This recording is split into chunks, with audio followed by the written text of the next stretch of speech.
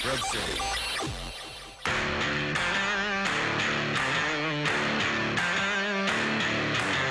All right, everyone, who's up for some bonus 2018 football? For the first time in 21 years, Grove City College Wolverine football is hosting an ECAC bowl game at Thorn Field. At 1 p.m., 91.1 WSAJ Radio brings you all the action of the ECAC Division III James Lynah Bowl as the Morrisville State Mustangs take their shot at ending the Wolverines' 6-game winning streak. So welcome aboard the pregame show as we get you ready for some bonus Wolverine football action, capping off an amazing 7-3 season for head coach Andrew DiDonato and his squad. Today's pregame show on the historic WSAJ Grove City features the best sports information director in the NCAA, Ryan Briggs, hosting the head coach Andrew DiDonato show. Ryan also caught up with President's Athletic Conference Commissioner Joe Underco to talk about today's game at Thorn Field, as well as the other bowl selections from the PAC. Grove City College President Paul McNulty will join the pregame show to deliver some thoughts on today's game and introduce our radio coverage before we go live to the Doc McMillan press box on Lower Campus. There we'll find the voice of Wolverine football, Marvelous Marc Means, joined by Coach Chris B-Ball Burtch as they call today's game live on 91.1 WSAJ. Grove City College Wolverine football hosts Morrisville State in the ECAC Division III James Lynah Bowl at Thorn Field. For one last time in the 2018 season, here's the man for all seasons of Wolverine athletics, Ryan Briggs, hosting the head coach Andrew DiDonato show.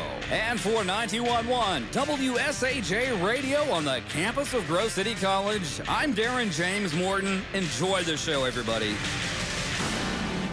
This afternoon, the Grove City College football team will do something it has not done in 21 years, and that is play in a postseason game. As today, on 91 FM WSAJ, you'll hear the Grove City Wolverines taking on Morrisville State in the 2018 ECAC James Lynah Bowl at Robert E. Thorn Field. Kickoff is 1 p.m. But first, it's time once again for an ECAC Bowl edition of the Andrew DiDonato Show. Hi, everybody. Ryan Briggs here, along with Grove City College head football coach Andrew DiDonato.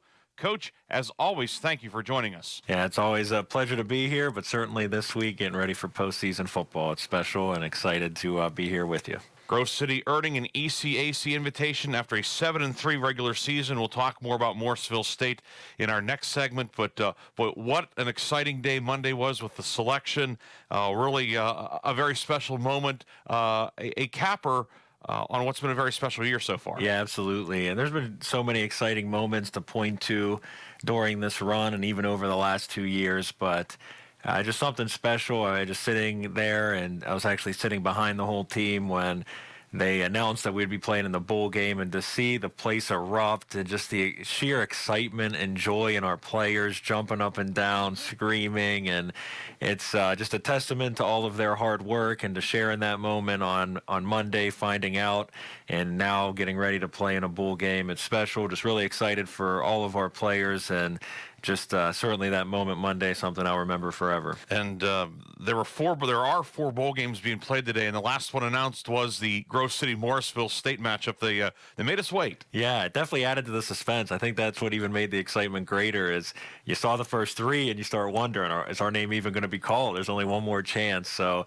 to see that, and then just the shock of seeing that it's going to be a home game, that really wasn't something that we thought much of. We didn't even think about that dynamic. So then to see us up there and then pause for a second, wait, it says at Grove City. We're staying home for this. Just really special, and I think being called last helped add to that. Last week, the Wolverines, as we look back, they more or less not only earned a trip to a bowl game, but perhaps put themselves in position to play at home with a home win in the regular season finale. The 10th game of the year, rivalry week against Teal. we never get to talk about the Teal game on the show too often, but last week, Grove City retaining their Mercer County Cup, a 42-15 win in the 35th Mercer County Cup game over the Tomcats. A big second quarter for the Wolverines, 28 second quarter points, getting out to a 35-3 lead. And what a fitting way to what we thought maybe send out the seniors on senior day, but all in all, a great day for Grove City football. Yeah, we talked a lot about the importance of a rivalry game to have a fast start and get out on a good note, and really the defense set the tone really early in that game. The first series, Dan Jackson broke up a pass, and Sam Henson was there for the interception, and he had one last year in the first half against Teal. I said, this must be your thing, Sam. You wait to save all your picks for Teal. But I just thought the defense really set the tone early, and then that second quarter, the offense really started to get going, connected on some deep passes, and was able to build a nice halftime lead. So rivalry games are always exciting, and I thought our guys really came out last week on the right note. Teal came out ready to go. They had a very good drive, an 18-play, 10-minute drive, but the Wolverines held them to a field goal, and that seemed to maybe take some of the starch out of them. Yeah, and that's really been a consistent theme throughout the season. Thinking all the way back to week 1 against Juniata, and I can look at so many instances throughout the year where our defense came up big in the red zone. There's been plenty of times where teams had drives, but fortunately our defense just settled in the red zone, did their job, gave great effort, and limited the points the opponent scored, and certainly you saw them do that against Teal. And offensively, a lot to talk about, but Cody Gustafson setting Grove City's single-season receiving yardage record, now 1,059, already had the touchdown record, breaking a long-standing record held by Rick Sems. He'd held it for 27 years in a 9-game season of 1,023 yards, but Cody Gustafson, it seems like it's a can I top this every week with him, and he certainly did it last week with another big day. And I think what's the most special thing, thinking about his 1,000-yard receiving for 1,000 yards in 1 year is not easy. Obviously, that's why we've seen very few people accomplish that. But for Cody, he was the newcomer of the year in the conference last season, so everyone knew about Cody coming into this year. And to go for over 1,000 yards means you have to consistently be over 100 yards receiving every single week. And to do that when there's a target on your back has just been phenomenal. It's a testament to the type of player he is. But to do what he did, break that record when teams knew that coming into the year he was going to be our top target, just as a testament to the quality of player and the special talent we have in Cody Gustafson. 69 catches on the season. The guy on the other side, Cameron Drake, has put together a very solid year as well. He caught a touchdown pass against Teal, and with Cody on one side, Cameron on the other, that has to be it had to be a lot of fun to play quarterback with those guys. Yeah, and I'm glad you brought that up, because I just talked about how people knew about Cody, but yet he still has had all the success. Well, the reason is you can't load up on him when you got a guy just as dangerous on the other side. And Cameron on a big fourth down, nice touchdown catch. We were deep in our own end. He made a big catch to flip the field for us, and that's what Cam has done all week. And Cam and Cody are just a special 1-2 punch, and then obviously the guy getting them the ball, Josh East, just really effective throwing the football down the field, and those three certainly have built quite a repertoire just working together this season. And it's not as if the Wolverines are throwing the ball 45, 48, 50 times a game with a punishing running game, that big offensive line, Wesley Schools doing the bulk of the work carrying the football. These guys are putting up good numbers without the benefit of having 40-some balls put in the air. Yeah, it's funny how everything goes together. It's been perfect lead-ins. When you're able to run the football the way that we have, it provides those matchups we want with those two guys. And I think probably the most amazing thing in our win streak here, the 6-game win streak to finish the year, with a freshman quarterback, we've had really no sacks, no interceptions, and that's a testament to the O-line and our running game being able to keep defenses honest, make sure they have to respect the run so that we can kind of take some pressure off a younger quarterback and he can just be free to use his abilities, his arm, get those big receivers. So really everything we talk about with a receiver breaking a record or whatnot, it's really a full 11 effort, and that's the reason why we've been able to have the success we've had. Yeah, that offensive line, Sal Spinoza at left tackle, Matt Villers at left guard, the center, Jeff Matthews, right guard, Sam Mickelay, right tackle, Dalton Callahan, and then throwing in the fullback, Jacob Sheila, the tight end, Rob Kunst, Brian Mitchell working as an extra lineman, a sixth lineman, if you will, is lining up at tight end. Those guys number one, they've been healthy all year for the most part, which has certainly helped, but they really have developed great continuity. Yeah, and that was the big thing looking into this season. We knew if we were going to take another step forward, it was going to be behind our front five, and they had a lot of experience. We talked about that coming into this season, and they just have a relationship. I think I've never had a group up front that communicates more. You know, as a coach, you always want your guys to communicate on the field. Well, it starts with Jeff in the middle, but they communicate on every single play. All five know what each other are doing, and it's been special to watch, and really special to watch them work each day at practice. The way they communicate, the way they're on the same page is why we've been able to have some success offensively like we've seen this year. And, of course, quarterback Josh East, this week's PAC Rookie of the Week, 10 of 13, 212 yards, throwing the touchdown passes to Drake and to Gustafson. He's doing everything you want out of a freshman quarterback. Yeah, and I mentioned it. It's remarkable to me in this 6-game stretch. No interceptions, no turnovers, no sacks, so he's getting rid of the ball. Two game-winning touchdown passes in the last 30 seconds. Four fourth quarter go-ahead touchdown drives. He's not playing like a freshman. He is cool, calm, and collective. But here's what Josh is special. He's playing within the offense. You know, he doesn't try to do too much. He trusts it. He trusts Cody and Cam, give them shots, get rid of the ball, trusts the guys in front of him.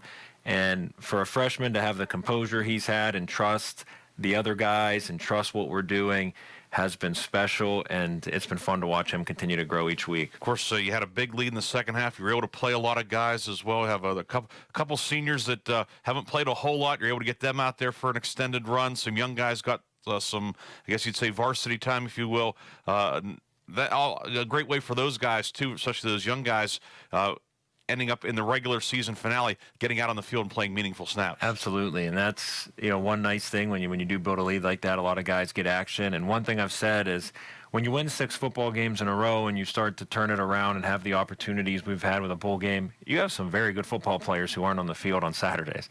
And we've seen that. We've seen some guys who got in there at the end. You watch some of those young guys run the football, and it's fun. That's the problems you want to have as a coach, is saying there's a lot of guys that I feel we can win football games with, but we only have one ball to go around.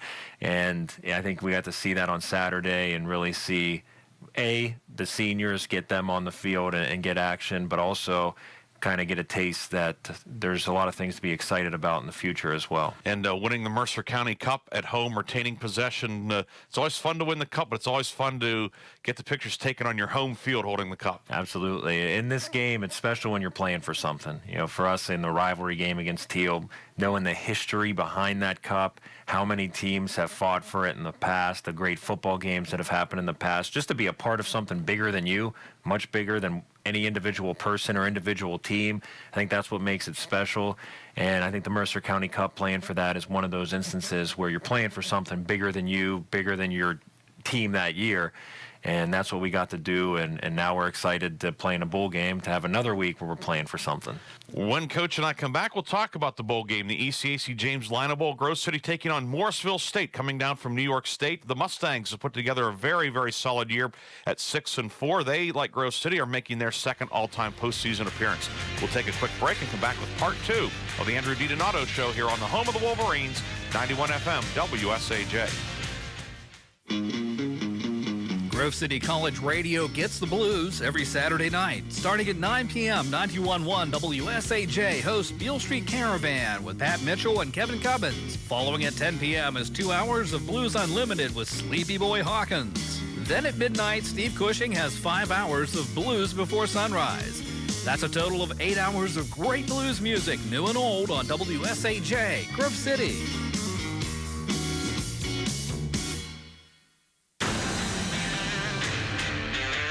We welcome you back to 91 FM WSAJ. Ryan Briggs here, along with President's Athletic Conference Commissioner Joe Onderko, here on the Wolverine Football Pregame Show. Joe, it's a very busy time of year, but thank you for taking time out of your schedule to join us here today. Well, thanks, Ryan. This is a lot of fun today, obviously. This is the stuff we get to enjoy, and it's a big day for Grove City and the PAC. It certainly is. Grove City hosting the ECAC Bowl game today, the James Lynah Bowl against Morrisville State. Westminster, of course, PAC member, hosting the Clayton Chapman Bowl against Wesley. That's a noon kickoff. That game just underway. And then in the NCAA playoffs, W&J, the conference champion down in Kentucky, in Danville, Kentucky, to be precise, taking on Centre College. That was a noon kickoff. Also, 3 teams in postseason play. Very, very special for the PAC. It is, and it's special, but it's also something I think we're getting used to a little bit. You look back last year, we had the good fortune of having 2 teams in the NCAA playoffs. That's very rare to get an at-large team, but we did, both W&J and Case. And then both of them winning a game on top of that certainly helped our credibility a good bit. And then I think as you look at these ECAC bowls the last couple of years, certainly Westminster's had a lot of success with a couple of wins.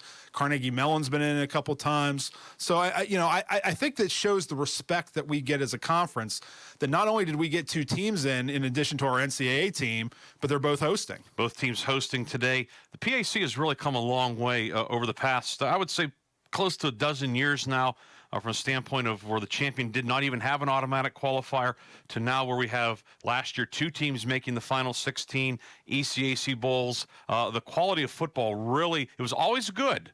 And it's remained great at the top, but overall top to bottom for the most part has really, really been strengthened. Well, and I think you spoke to it. I think the AQ made a big difference with that. I think if you look back historically, we've always had one great team in W&J through the years. And then we got to a point where we had 2. And now the last few years, we've had up to 5, I would say. I think the AQ, what that does is kind of an equalizer, because now everybody has a target and they know what they have to do. It's not as simple as, put your best team out there and hope. Now you win the PAC, you get an automatic bid, and not only that, we've got teams that see if you don't win the PAC but you come close, you got a chance at an at-large or an ECAC bowl. Everybody's got a lot to play for. I think that makes a difference. It certainly does, and with the automatic qualifier coming through, and of course across the board in all sports, you could say that about any one of the 20-plus sports sponsored by the PAC. Yeah, that's the case. I think with us getting the AQ about 10 years ago really is the demarcation point. That's when it really allowed us to get serious about competing on a national level. I think we did the best we could before, but it was one of the things, to be perfectly honest, the schools really used against us. Before we had that, you'd have other schools in other leagues saying, why on earth would you go to a PAC school? Even if you win the championship, you're not going anywhere. Well, I mean, that's been a thing of the past for a while now, and it put us on a level playing field. And I think the success that we've had because of our great players and coaches has just built our credibility even more. And you mentioned the strength throughout the league, top to bottom, in terms of this year. When you look at, you have a Westminster who beat W&J, but Grove City beat Westminster. With Carnegie Mellon defeating Case Western, Grove City beat CMU. Westminster and CMU had a great game. You had Bethany beating Grove City. Waynesburg beat Carnegie Mellon. It just that's the point. A lot of you can have your preseason predictions, etc. But every week, when you have a 4 or 5 game schedule, there's always going to be at least a couple coming down to that last drive of the game. I think the one thing you can say unequivocally about us, and you probably couldn't have said this 20 years ago, let's say, just to throw an example, is that every single program in the PAC takes football seriously. It's not just a casual thing. It's not glorified intramurals. You have people who devote their time and their lives to building professional football programs. By professional, I don't mean in the sense of being paid, but I mean in the fact that, we're going to do things the right way. And we're going to bring in student athletes, and we're serious about their success on and off the field. And we're trying to build something that's going to last. I think Andrew DiDonato is a great example of that at Grove City, turning around a program that had really struggled. And now, at the point where they've got this wonderful opportunity here today against Morrisville State. And a chance for the PAC on a regional stage and the national stage with the 2 games here locally. W&J on the national stage taking on Centre. PAC, the perception of the PAC, especially in football, has been rising. D3football.com, who certainly they do a great job in promoting all of Division III. They regard the PAC as one of the top 10 conferences in Division III. Performances like last year in the postseason, even the last couple of years, both NCAA and ECAC bowls, and now a chance today to even further enhance that reputation. Well, and I think this year was important in particular, not just, you mentioned the top 10 ranking among 26 conferences in the nation, but I think, to talk a little bit about, what's been the elephant in the room, with Thomas More leaving after last year, there was some discussion. How strong is the PAC going to be? Well, D3 football didn't drop us a spot. We were 10th last year, we're 10th this year without them. And then look at the same thing. We had 3 playoff teams a year ago. We have 3 playoff teams this year. So it just seems like what's happened is since they've moved on, is others have moved up kind of to replace and kind of move into that role, so to speak. So I think we thought that would happen, but we're really encouraged to see just how successful we've been in their first year without them in the league. Commissioner Onderko, we're going to have more with Joe at halftime, but thank you for joining us here in the pregame show.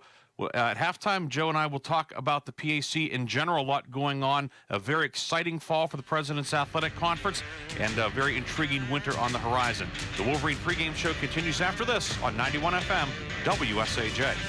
This is Cindy Baucom of Knee Deep in Bluegrass, and every week I bring you everything from the traditional standards to the modern bluegrass of today. Everybody from Alison Krauss to Del McCurry, and Lester Flatt, Earl Scruggs, and the Foggy Mountain Boys, and many more. It's right here for you twice a week, Saturdays at noon, Sundays at 8 a.m., 91.1 WSAJ, Grove City.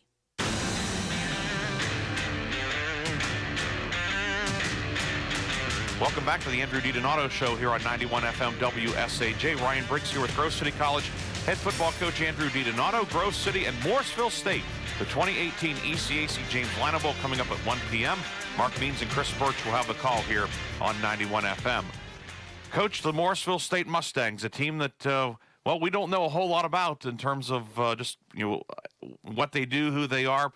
First all-time meeting, but what are your early impressions of this Mustang team? It's coming in 6-4 out of a very good Empire 8 conference. Yeah, over the last 48 hours, I said, but obviously all week, since we got that report, obviously getting to know them more and more, and as the week's gone on, more and more idea of what they've accomplished this season, and really very similar to us. There's a lot of excitement in our program right now. You see that. I think their staff has brought a lot of energy, and you just see different things about them. They're playing at a high level and really rejuvenated that program over the last couple of years. So a lot of similarities there, and they're playing really good. They're in a tough conference. They're playing great football right now. I mean, you see that, the games they've won. They got a bunch of guys making plays. They fly to the ball defensively. I think what's impressive about them is they know who they are. I think, I always say it's the same thing for us. We don't want to get cute. We want to do what we do and do it very well. And you can tell that's the same approach they have. They don't get crazy in what they do. They just find a scheme that works for their personnel, and they get really good at that. They've gotten better at that each week. So really impressed with what they're doing and really excited. It's special to get to play a very good football team for a bowl game when you've been playing at a high level, and it's going to be a special atmosphere in this game. Morrisville State has won 4 of its last 5. The Mustangs had won 4 in a row, and then the regular season finale, they took on Brockport State, who is number 3 in the country and is the Empire 8 champion, dropping a 49-7 decision, but a game that was fairly competitive well into the second half before Brockport broke it open. Coach, in looking at Morrisville, looking at the quarterback, they have a senior, Brandon Gwinner, 6'2", 210. He's put up good numbers, certainly not the, quote, video game type numbers, but what type of quarterback is Brandon Gwinner? They run more of a pro-style offense. They'll spread it out at times, but he manages that very well. Very dangerous in the pocket with his arm, and you can just tell some of the things they do. They put a lot of decisions on him as a senior, whether to pull and throw, whether to give. Even in their run game, you can tell they put decisions on him to take advantage of numbers, and he's a senior who throws it effectively and is really great for their offense. I think seems to be why they've been so effective offensively is he gets them in the right play and doesn't make any bad decisions, and just really impressed with how he runs their offense. The backfield, they actually list a fullback, which we haven't seen too often other than when Geneva with their option offense, but they have a fullback, Jeff Carrazza, listed at 280, then the tailback, Nick Edmond, at 245. Based on that, is it more of a power running scheme? Absolutely. Yeah, you don't see too much, and we haven't seen too much this year, fullback tight end on the 2 deep. And they go with 280-pound fullback and a 240-pound tight end with a 243-pound running back behind them. So their personnel definitely suggests is, we got the size, we're going to run right at you, and that's what they do. So more of a pro-style offense, power run game, and they'll utilize that size in the backfield behind, obviously, some good size up front as well, and run right at you. And it's exciting for our guys to to have that task to slow down their run game. Top receiver on the outside is Jermaine Cooper, a junior, 6'1", 190. On the other side, they have Rafaeli Bradshaw, 5'10", 187, a senior, and then a dangerous freshman, Toure Hall, 5'5", 160. He's also their kick returner. Sounds like the maybe comparable to Justin Fan from Case Western, who we saw back earlier in the season. Looking at the defense, they list a 4-3 on the two deep. Is it a 4-3 defense? Yeah, they're a 4-down even front. That's who they are. That's what they do each week, and they're good at it. And that's, like I said, I have a lot of respect for those teams that don't try to do a million things, and they just do what they do, and obviously small tweaks within the scheme to adjust to what the offense is doing, but they go with those 4-down linemen, and really their defense runs on those guys controlling the line of scrimmage, and that's why we talked about our O-line, the season we've had. What a fun test for them this last week to play a very good defensive line, and really the battle's going to be in the trenches, and I'm excited to see that matchup progress throughout the game. 4 seniors up front for Morrisville State. The ends are Olivier Simeon, 6 feet 240, a senior, and then Jordan Robinson, 247. On the other side, a couple big boys inside, Patrick Barber and Scott Irons Jr. Their leading tackler for Morrisville State, junior safety Mike Bodner, 88 tackles. He had 88 tackles last year. He seems just, at least on paper, even from the fact he wears number 1, very similar to our guy in the defensive backfield, Patrick Marc. It's funny you said that because that's exactly what I thought in watching him play. What makes Pat so special is he's a safety who can cover ground in the pass, but you see him making tackles at the line of scrimmage. You're like, how did he get down to the line of scrimmage from safety? And that's exactly what he does. You know, you look at their number 1, he very effective covering the pass, but I think what's most impressive about him is he gives them a 7th guy in the box, because when he reads run, he's downhill, he's flying to the football, and really impressed with, obviously he's leading them in tackles, but really impressed with the way that he's just really the guy who can do both, defend the pass and run, to really complete their defense and allow them to run that scheme. From an X and O standpoint, are they similar to anybody that we've played this year? You know, there's similarities. I think defensively you see a lot of things with Westminster because they run a similar front as Westminster, similar type players. I would compare them. Offensively, Coach Lonnie has talked about them, comparing them to CMU in a way. CMU is the one team in our league that really effectively uses a tight end, uses different personnel, some of the motions, more of a pocket passer CMU has, and he can really throw it. And obviously they had a senior quarterback as well. So offensively, you see a lot of similarities to what we saw down in Pittsburgh in late September at CMU. Defensively, I think the most comparable team would be Westminster with just their personnel. In preparing for the game, once you find out playing Morrisville State, we found out around 12:15, 12:30 Monday. How did the ball get rolling? Did you get 1 game film, 2 game films, all 10? What went into that process? Yeah, we exchanged 3 films, and we got those Monday afternoon. And typically we have the weekend to prepare for our next opponent. Obviously, we didn't have that. So instead, we typically meet on Monday night. Actually, we did not. We met with the team right then at that selection show, talked about the details we needed for the week, got them out, really spent the whole afternoon and night Monday getting the game plan in order, and the whole day Tuesday. And then really once Tuesday, when our guys came down for normal film, it's just a normal week from there. So Tuesday, Wednesday, Thursday, Friday, a normal week. Obviously Monday was a little crazy, but I thought we certainly made the most of it, got the game plan ready, and then I really feel by Tuesday right on schedule, and that's how this week has gone. And, of course, Morrisville's in the same boat as well. Yep, absolutely. So it's Monday was a very fun and good craziness, that's for sure. One of the things that makes this game a little different, there are many things. It's a postseason game, etc., playing a team that is kind of new to us. You have a roster limit, 50. You're allowed to dress 58 guys.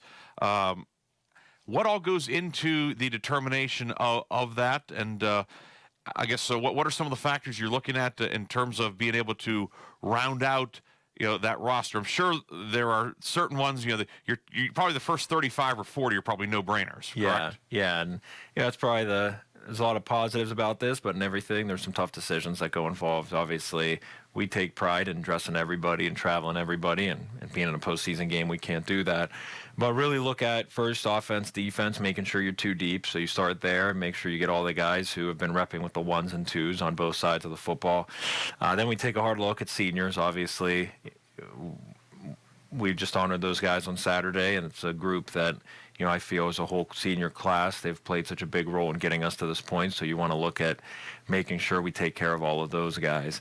And then really from there's only a few extra spots left, and you look at the guys who start on special teams who aren't essentially in the ones or twos, offense and defense. And really just with those three things, it gets you right to that 58 number, as crazy as that sounds. So yeah, it's really three main factors to getting your first and second team, O&D, getting your seniors taken care of, and getting any guys who for whatever reason wouldn't be in that first two groups, but yet they have been playing a significant role on special teams, and really from there that got us right to the number we needed. Kind of like what the NFL guys go through on Sundays, thinking about, well, do we dress an extra linebacker, an extra defensive back, an extra wide receiver, things of that sort? Yeah, so it's a position, certainly I have never been in as a head football coach till this week, and as tough as it is, it's a position that I would really enjoy getting used to, that's for sure. Absolutely. Well, Coach, with Morrisville State coming to town, we've discussed them, but what are the keys for the Wolverines to send Morrisville State back to New York with a defeat in the Wolverines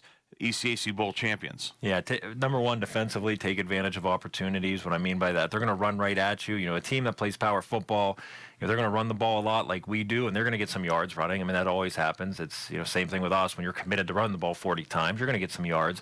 But there's always opportunities to get off the field. Usually when teams do that, you're in your 3rd and 3s, your 3rd and 4s. You're in the 3rd and short, but 3rd and medium. And when you have those opportunities to get off the football field, you have to. So, that's the big thing defensively, taking advantage of opportunities to get off the field. Offensively, it's the battle up front. Obviously, we run the ball. They go 4 down. They have 4 senior D linemen. I'm very excited to watch that battle up front develop throughout the game. But offensively, we got to control the line of scrimmage and get the run game going, because that sets up everything else for us in our offense.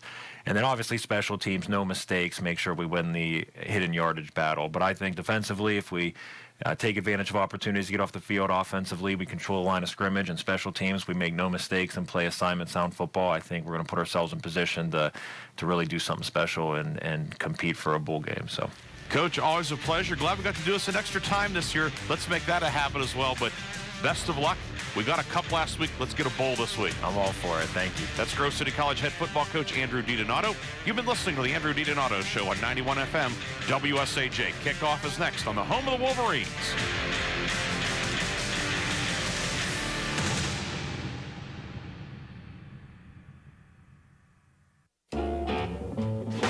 Hi, I'm Sleepy Boy Hawkins, host of the ever-compelling Blues Unlimited radio show, inviting you to join me each and every week as we explore the wonderful world of the blues and its history, heritage, and rich cultural traditions. Every Saturday night at 10 on 91.1 WSAJ, Grove City College Radio.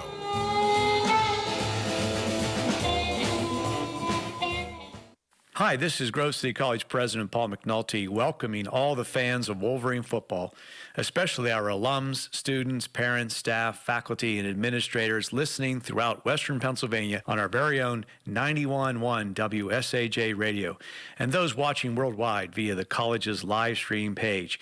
We're very thankful for your faithful support. With a record of 7-3, this year's team has achieved the best results in 21 years and the second best record since 1968. So sit back and enjoy the culmination of an amazing and historic season of Wolverine football under the guidance of head coach Andrew DiDonato and his staff. Now, we're going live to the Doc McMillan press box at Thorn Field as Marc Means and Chris Burtch call all the action on both 91.1 WSAJ radio and worldwide via live stream. And go Wolverines! From Robert E. Thorn Field on the campus of Grove City College, 91.1 WSAJ. Grove City presents Grove City College football. Today, the Wolverines play their second postseason game in college history in the Eastern Collegiate Athletic Association D3 James Lynah Bowl. Chris, we've been thinking about this for a few weeks now, and it's finally here. Yeah, we've been, kind of, they put together those first 3 or 4 wins. We thought, maybe you look down the road at the schedule, you thought they would be the favorite in those last couple of games. They took care of business, and certainly the buzz was last week, certainly if they took care of business with an impressive win against Teal. that they'd have a really good chance to get themselves into an ECAC Bowl. And not only are they in one, but of course they are hosting one against, a team from Central New York, Morrisville State, near the Syracuse area. So very, very exciting culmination, if you will, of just an amazing season. We just heard Grove City College president, the Honorable Paul McNulty, say that, the best season, one of the two best seasons in 50 years here, and the crowd went crazy. So that was a very cool moment. So lots of fun, lots of excitement here today. The Morrisville State Mustangs are 6-4. They are members of the Empire 8 Conference, as you mentioned, from the greater Syracuse area. This is postseason game number 2 for Wolverine football. They are 0-1 all-time, losing to the Merchant Marine Academy right here at Robert E. Thorn Field back in 1997, 25-12. And getting to know a little bit more about these Mustangs. You look at them, and the first thing that jumps out at you is they are big up front. Yeah, they sure are. And again, this is going to be one of those deals where, this is a team that Empire 8 Conference that you mentioned. Really good teams from, sort of along the what they used to call the burnt over district through the, kind of the center of New York. A lot of great teams through there. A lot of big, powerful kids on this team, and you look at all of their losses. They're 6-4, like you mentioned, but the 4 losses basically accrued to elite teams, and one of them, of course, the winner of the Empire 8 Conference, the number 3 team in the country, Brockport State, which of course was my mother's alma mater, so kind of neat there. But so yeah, this is going to be a real test physically against this team. We talk about speed. We've been kind of mentioning matchup, things like that. This is maybe, in the weight room, this is maybe the strongest team that Grove City will play all year. Yeah, definitely. They are key to buy their line, especially their defensive line that is very big up front. The Mustangs, mathematically perfect, which is kind of a different look. They average 29.3 points per game. They give up 29.3 points per game. Offensively, they are very balanced, though. They rush for about 167 yards per game. They throw for 202 yards, so they are a difficult team to prepare for, especially when you're not familiar with them. Exactly. Yeah, that's the thing. There's such a lack of familiarity. It's very rare that you see two conferences separated by a couple of 100 miles. That there's any common opponents. It's very different, obviously, than like Division I football, where conferences play each other all the time. Everybody's got a common opponent. It's just really hard to judge. It's hard to judge and prepare for. So it's a challenge for both teams. But I love some of the things that Coach DiDonato said to Ryan Briggs today in the pregame show. It's like this is one of those things where you can't make yourself crazy preparing for the specific little things that the other teams do. You do it, but you don't make yourself crazy. What you do is you try to be the best version of you. And, and I think certainly that's the Grove City College Wolverines' goal for today. You look at the Mustangs defensively, they give up 368 yards per game in total yards defensively. 250 of that is through the air. So we'll see. Yeah. We know the Wolverines want to use the big guys up front, that experience up front to run the football, but they've been so successful with the play action, especially second half of the year. Yeah, no question about it. I mean, that when you certainly look for advantages, like the old school Jimmy the Greek, who you give the grades to, who you give the advantage to in each part of the game. I think certainly the way Grove City's been passing the football, and of course the record-breaking wide receiver Cody Gustafson, and the freshman quarterback that's made unbelievable strides, Josh East. You look at those two in the passing game for Grove City, and then the play-action stuff with schools. That's clearly an advantage for Grove City, and it's going to be interesting to see if they can. Not if they can. It's going to be interesting to see how much they can take advantage of that. You look at the Mustangs defensively, and, it kind of jumps off the page when you look at their top 2 tacklers or their starting safeties. Yeah. So that makes me think that D-line, are people getting through? Are they getting through the D-line and the linebackers, making the safeties have to make plays? Well, let's first of all say, because sometimes you hear that almost always posed as a negative, let's certainly give a tip of the cap that they're probably 2 great players. Right. That's the one thing certainly you say, all right, That's never necessarily a good, it's like having your punter be your only first-team all-conference player, right? But let's not take away from the fact that the kid's probably a great punter. Well, in this case, the safeties are obviously great players, but yeah, that's not a great sign. What that means is that means that on a lot of they're completing a lot of passes, and the tackles are made 10, 15 yards down the field. It also means certainly that running backs are finding holes, and the safeties have to come up for run coverage, and are making tackles kind of in that linebacker area, I call it, and so that's certainly another thing to look at as far as a Grove City College advantage in this game. And when you look at it overall, too, and you look at the Mustangs' numbers, the thing that kind of jumped out at me is the fact that they're leaders. When you look at sacks or interceptions, it's not like one guy with 12. It's several guys that have 2 or 3 interceptions, several guys that have 2 or 3 sacks. So they do it defensively as a team. Yeah, and that's what makes it so hard. But you can't run away from a guy. You can't throw to the other side of a guy, and nobody wants to do that. But at the same time, it is certainly easier to prepare for. So, yeah, that doesn't surprise me. What you're looking at with this team is when you kind of, I know you did an unbelievable job getting yourself for each of the things that they were good at. I kind of took a look at the teams in the Empire 8. Again, you don't compete in that conference unless you have a lot of good players. That is an elite Division III football conference. So there's a lot of really good football players there, and I think your balance that you talked about there, I think that sort of speaks to that. It's not so much that they're lacking in superstars. It's that there's a bunch of guys there that all would be superstars if they weren't playing with a bunch of other superstars. So into those numbers, one thing kind of jumped off the page a little bit. Nick Edmond is their leading rusher, 919 yards, 8 touchdowns. Right. But a little deeper dive, let's go down to the field for the coin toss. Okay. We'll get back. Sounds good. Our referee today is P.D. Harris. Morrisville, if you would, put your backs to this goal. Red, turn around, put your backs to this goal for me. And again, you heard it in the pregame show with Coach DiDonato. 58 players dressing today as a postseason roster. Right. And so it'll look a little thinner on the sideline, certainly, with the football players. P.D. Harris, I'll be your referee for today's contest. Barry Johnson will be our umpire. NCAA rules, no taunting, baiting, trash talking, anything like that. It goes on penalized in and there, okay? Don't anticipate that happening. Morrisville, you're the visitors. You'll call the toss. Throw the coin in the air, catch it. If I drop it, we'll reflip it. We're utilizing a silver dollar. The president is a head. And Liberty Bell's tail. Heads or tails? He called tails. Tails is a toss. It is a tail. Morrisville, you've won the call. You want the football. Which goal do you want to defend? Stay put. Morrisville has won the toss and elected to receive. Good luck, gentlemen. Play well. I think that would work out pretty well for the Wolverines. They typically like to get the ball, Chris, to start the third quarter. Right. So they will be able to do that, put the defense out there first. So here's the number I found, kind of diving in a little bit more on the Mustangs. Their leading rusher, Nick Edmond. He's 4 of 5 throwing the football with 3 touchdowns.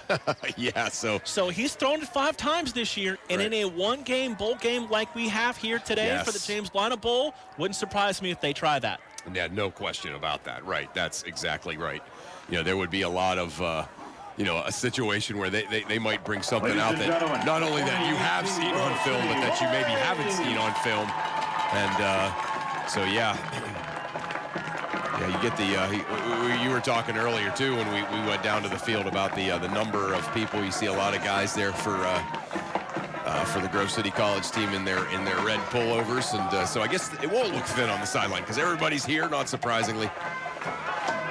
Wolverines at home in the all-red again today. Red tops, red pants with the white numbers trimmed in black, with the traditional Wolverine helmet with the red G on the side. The Mustangs are on the white pants, white jerseys with the green numbers and green helmets. Wolverines undefeated this year, 2-0 in the all-red.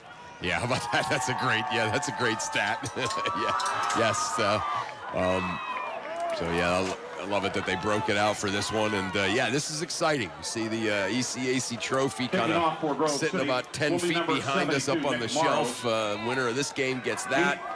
First postseason football since 1997 for this Grove City College program. Great crowd on hand, even despite the weather for Grove City, and here we go. Morrow gets his foot into it high and short, and it will be picked up at the 21. Breaks a tackle across the 25 and dives down near the 30-yard line, and that is where the Morrisville State Mustangs will take over right to left here in the opening quarter. Yeah, nice job by Rob Kunst making that tackle there. And, first down and 10 at the 30-yard line. Yeah, so we get this look here again as a little, almost like a little butterflies in my stomach, sort of seeing what Morrisville State's going to bring. Brandon Gwinner is the quarterback, 6'2", 210, 1,700 yards throwing, 14 touchdowns, 5 interceptions. Tailback is Nick Edmond, the senior.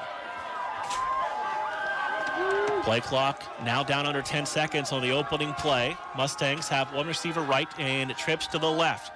They're going to fake it to the tailback. Quarterback's going to keep it, and he's going to be pulled down from behind after a short gain. Coming up to make the play defensively for the Wolverines on that run by Brandon Gwinner. Brought down by Parker Kilgore. Yeah, Brandon Gwinner trying to maybe mix things up a little bit. We don't see a whole lot of yardage for him running the football, but Grove City not fooled at all. Morrisville picking up about 3.5 yards. Less than 200 yards and 4 touchdowns for the senior quarterback on the ground, who's back to throw. Flings it out into the flat, too tall for his receiver, and incomplete. Looking downfield for number 7, Torrey Hall, who is number 2 on this team with 28 receptions. Yeah, just well defended out there. Just not a whole lot of time for Gwinner to throw it. And so, yeah, here we go. 3rd and 6, 14-24. Big third down play. It's always great to get off the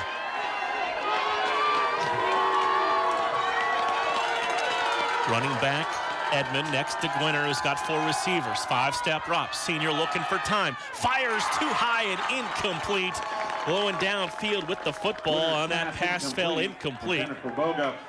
Looking for Boga, and the incompletion brings up 4th down and a quick 3-and-out for the Mustangs. Yeah, terrific 3-and-out, and yeah, Grove City College about to get their hands on the football here, and you know, again, keep this sort of pregame buzz and excitement going as long as you possibly can. You force a 3-and-out after you don't win the toss. Morrisville State. Roth and Ross deep for Grove City. Roth and Ross back to turn this kick. It's end over end. Going to be grabbed at the 27. Looking for a block across the 30. Outside 35, 40, 45, 50, 45, and out of bounds in Mustangs territory near the 43-yard line. Yeah, picked up a couple of big blocks down the field. Really well done. Pushed out by Thompson. And Grove City College, again, forces the 3-and-out, and then the big return on the subsequent punt. They are in Morrisville State territory here to start their first drive. Big run by Jacob Ross on the return.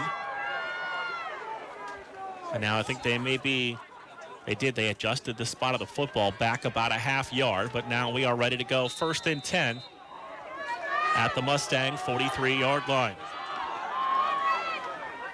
East out of the pistol schools, the tailback, going to give it to Wesley, running up the middle across the 40, 35, and down near the 33-yard line. Going to be about 9 on that first run of the afternoon. They'll give him 10 now and move the chains.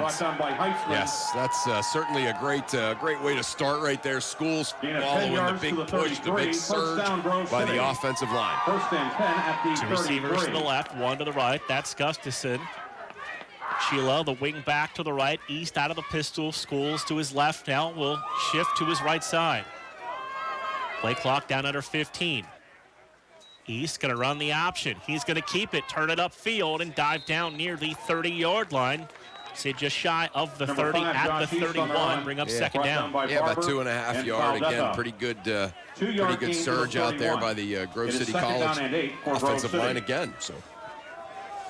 2nd and 8, 13-13, opening quarter. Wolverines left to right.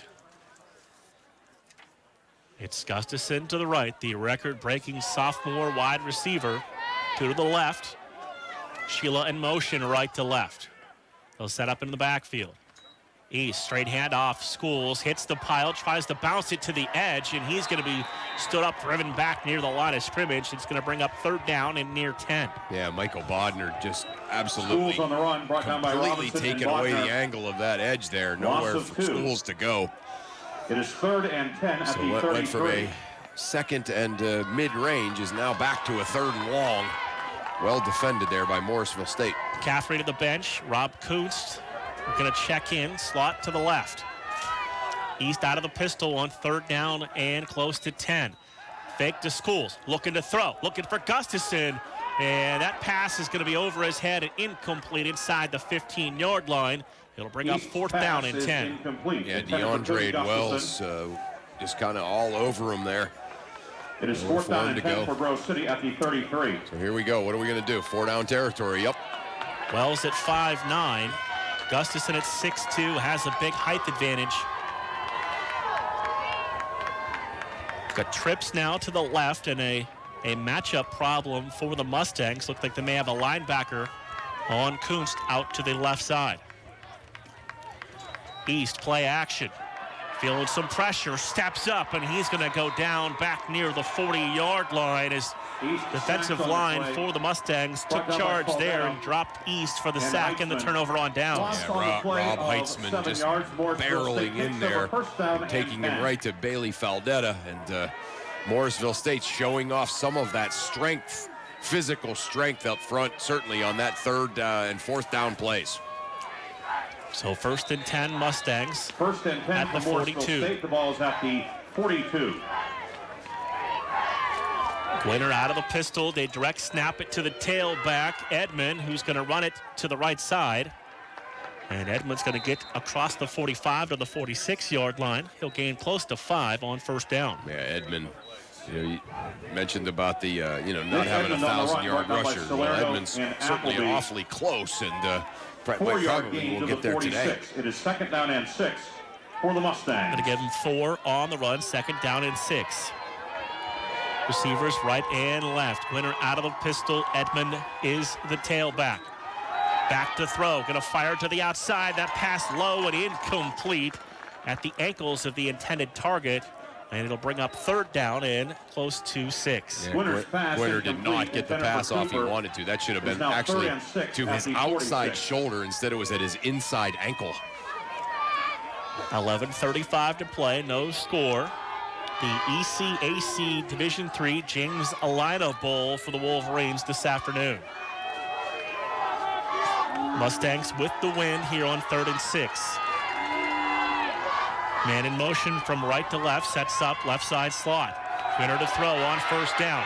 Backside pressure, shovels it ahead and incomplete as he was feeling pressure from senior Connor Lowe from the backside. Yeah, great job by Lowe. Intended for Edmond. It is now 4th and 6 at the 46. Looks like Grove City has forced another 3 and out. Yeah, here comes a punting. There looked momentarily a little confusion around the mid. They are around midfield, but that's certainly not 4-down territory. Stewart is the punter. Averages about 34 yards per kick. Roth and Ross deep. Snap to him. Picks it up, gets it away. Ross at the 15, across the 20. Cuts back, now cuts between the hashes and down to about the 25-yard line. 1st and 10 right there for the Wolverines. All right, so still pretty good starting position again on their own 25. Grove City takes over 1st down and 10 certainly been at the a 25-yard line. Defensive struggle here the first few series, has it not? Both defenses playing very inspired. Offense can't get anything going. If you watch the selection show, they talked about lighting up the scoreboard, and it's felt like it's been kind of just feeling each other out here kind of early on. Right. East out of the pistol. Play action. Going to fire downfield. Gustafson makes the catch, and he's knocked down right there at the 30-yard line for a gain of 5 at 2nd and 5. East's pass complete to Gustafson. Bodner on the tackle. Gustafson's going to feel that one. Low tackle, 30. Nothing 2nd dirty or malicious, but it's kind of low tackle, and it kind of ended up being kind of awkward, but Gustafson's all right, fortunately. Mustangs like to blitz a lot, give a lot of credit to Schools who picked up that blitz and gave East time to throw the football. 2nd and 5, Drake and Caffrey Going to go out to the left. Gustafson to the right. East out of the pistol. Schools the tailback. Going to give it to Wesley. Cutting between the hashes. Has the first down and more. Out to the 39-yard line. Listen, he went down there for a Wolverine first down. He is so good at that. You give him just a little bit of a hole. You got people leaning, a little misdirection, and he's just you can't get into a position to do anything but try to arm tackle him. First down, Grove City. And then when you try to arm tackle him, he just runs through it. Schools over 1,400 yards rushing on the year with that run. First and 10 at the 39-yard line. Finished the regular season 8th in Division III in rushing yardage. Play fake, East. Gustafson on the completion. It's banged out of bounds shy of the 45-yard line. And that favorite pattern of East and Gustafson working early. Yeah, I think, too, you said it, I think they like that matchup out there with DeAndre Wells. It is 2nd and 5 for Grove City. Definitely a size difference, favoring Cody Gustafson at 6'2". 2 to the left, 1 to the right side. East and Schools in the backfield with Sheila on a wing to the left. 2nd and 5 from the 44. Going to give it to Schools. Sutter steps, looking to get to the edge, and he's going to be pulled down at the 45-yard line. Gains 1. Brings up now third down and about 4. 3rd and 4. Again, Grove City able to get a first down on the last series. Would love to kind of keep this thing going. 2-yard gain to the 46. It is 3rd down 9 and minutes 3 to for play. the Wolverines. Fast-moving opening quarter, 3rd and 4. Same look for the Wolverines. 2 to the left, 1 to the right side. Sheila on a wing now to the right side. Schools looking for the play call that's coming in on the cards for the last couple of weeks. 3rd and 4. Toss to Schools, looking to get to the edge, and he's thrown down at the 50-yard line, but that should be good for a Wolverine first down that'll move the chains. Yeah, big number 50, Omar Smith grabbed him by the jersey. Flung him down, but he kind of flung him forward over the first down marker. So Grove City, again, another first down, big pickup on a 3rd and 4. The Port Jarvis, New Jersey native showing his strength there to pick up the first down. Yeah, he's playing a bunch of people from his area here. 1st and 10, 8:15 to play, scoreless first quarter. 2 receivers now to the right, 1 to the left side. Give it to Schools, running to that short side, hit the pile and fell forward for 1 into the arms of one of the big defensive linemen. Schools on the run for the Mustangs. He's able to make the play. Yeah, big number 75, Scott Irons. It is 2nd and 9 at the 49. Plugging that thing up, and when I say plugging that thing up, he's 6'2", 300. So that's not just a euphemism. 2nd and 9. And Morrisville State territory at the 49-yard line. Gustafson, Caffrey to the right, Drake to the left, Sheila wing back to the left side as well on 2nd and 9. East out of the pistol, Schools. Play fake, gonna look deep, underneath throw, complete. Gustafson out of bounds inside the 40. That comeback route has been run to perfection on this drive. And here's the thing. You could say, how come Wells doesn't play it like that? Well, give credit to Gustafson for getting him off and coming back. Morrisville State 39. He does a fantastic job driving the DB off and then curling back for the reception. Right. 1st and 10 at the Mustang 39-yard line. Going to give to Schools, running up the middle, breaks a tackle 35 and down near the 30-yard line. He'll pick up 9 on that first down run. Sets up 2nd and short. Yeah, just kind of picking his spots, working his way through several holes that time. Able to pick up 9 yards on the first down. He's been doing that all season here for the Wolverines. 2nd and 1. Ball at the Mustang 30-yard line. Give it to Schools, going to follow the blockers to the outside and pull down from behind just shy of the 25-yard line. Kind of noticed here early with the Mustangs, they really do good from the backside pursuit. Yeah, they do. Yeah, that's a great, Brought down by That is Smith a and great Bodner. observation by you. 4-yard gain to the 26. And that's that thing where guys are making tackles that you haven't even prepared for to them against your offense. That's it. Going to run the option. East's going to elect to keep it. He'll dive into the pile. Flag comes in at the end of the play, thrown by our referee, P.D. Harris. Holding on the offense, number 79.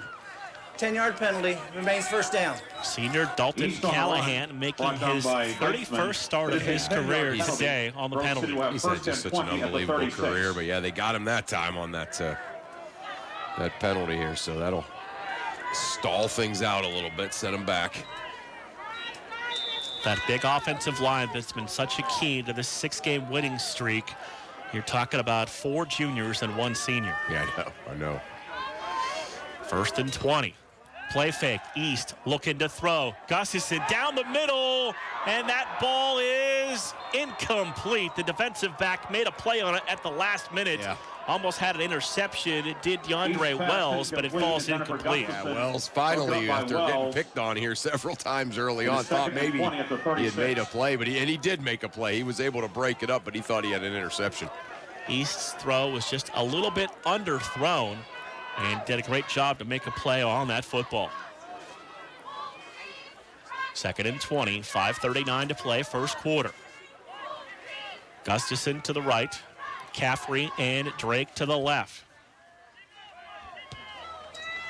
They'll run the option to the right side. Toss to Schools. Good decision across the 30 and dives down near the 26-yard line. Schools on the run. You can see how East has become more and more comfortable with that read of whether he's going to keep it or toss it off the edge. 10 yards to the 26. Part of that is when you got a guy like Schools as your guy that you're making that read for. He makes you look awfully good. It makes you feel comfortable, and certainly East has gotten so much better at that kind of stuff. Sheila to the sidelines. Rob Kunst will check in. Twins right and left on third down and 11. 5 minutes to go, scoreless in the ECAC James Lynah Bowl here at Grove City. East to throw, looking Gustafson. That ball will fade out of bounds, and Gustafson made a great catch, but it took him out of bounds. Yeah, there's a flag down too, Mark, so maybe something just right about 10 yards back the sideline. There's a flag, so see what that means. Holding on the defense, number 29. All right. 10-yard penalty from the previous spot. Since the ball was thrown beyond the line of scrimmage, penalty results in an automatic first down. Okay, so they got Wells holding on to Gustafson, and I don't think we've seen the last of that today. That is going to be quite the battle on the edge, and as you heard from P.D. Harris, it is an automatic first down, first and 10 to the 16.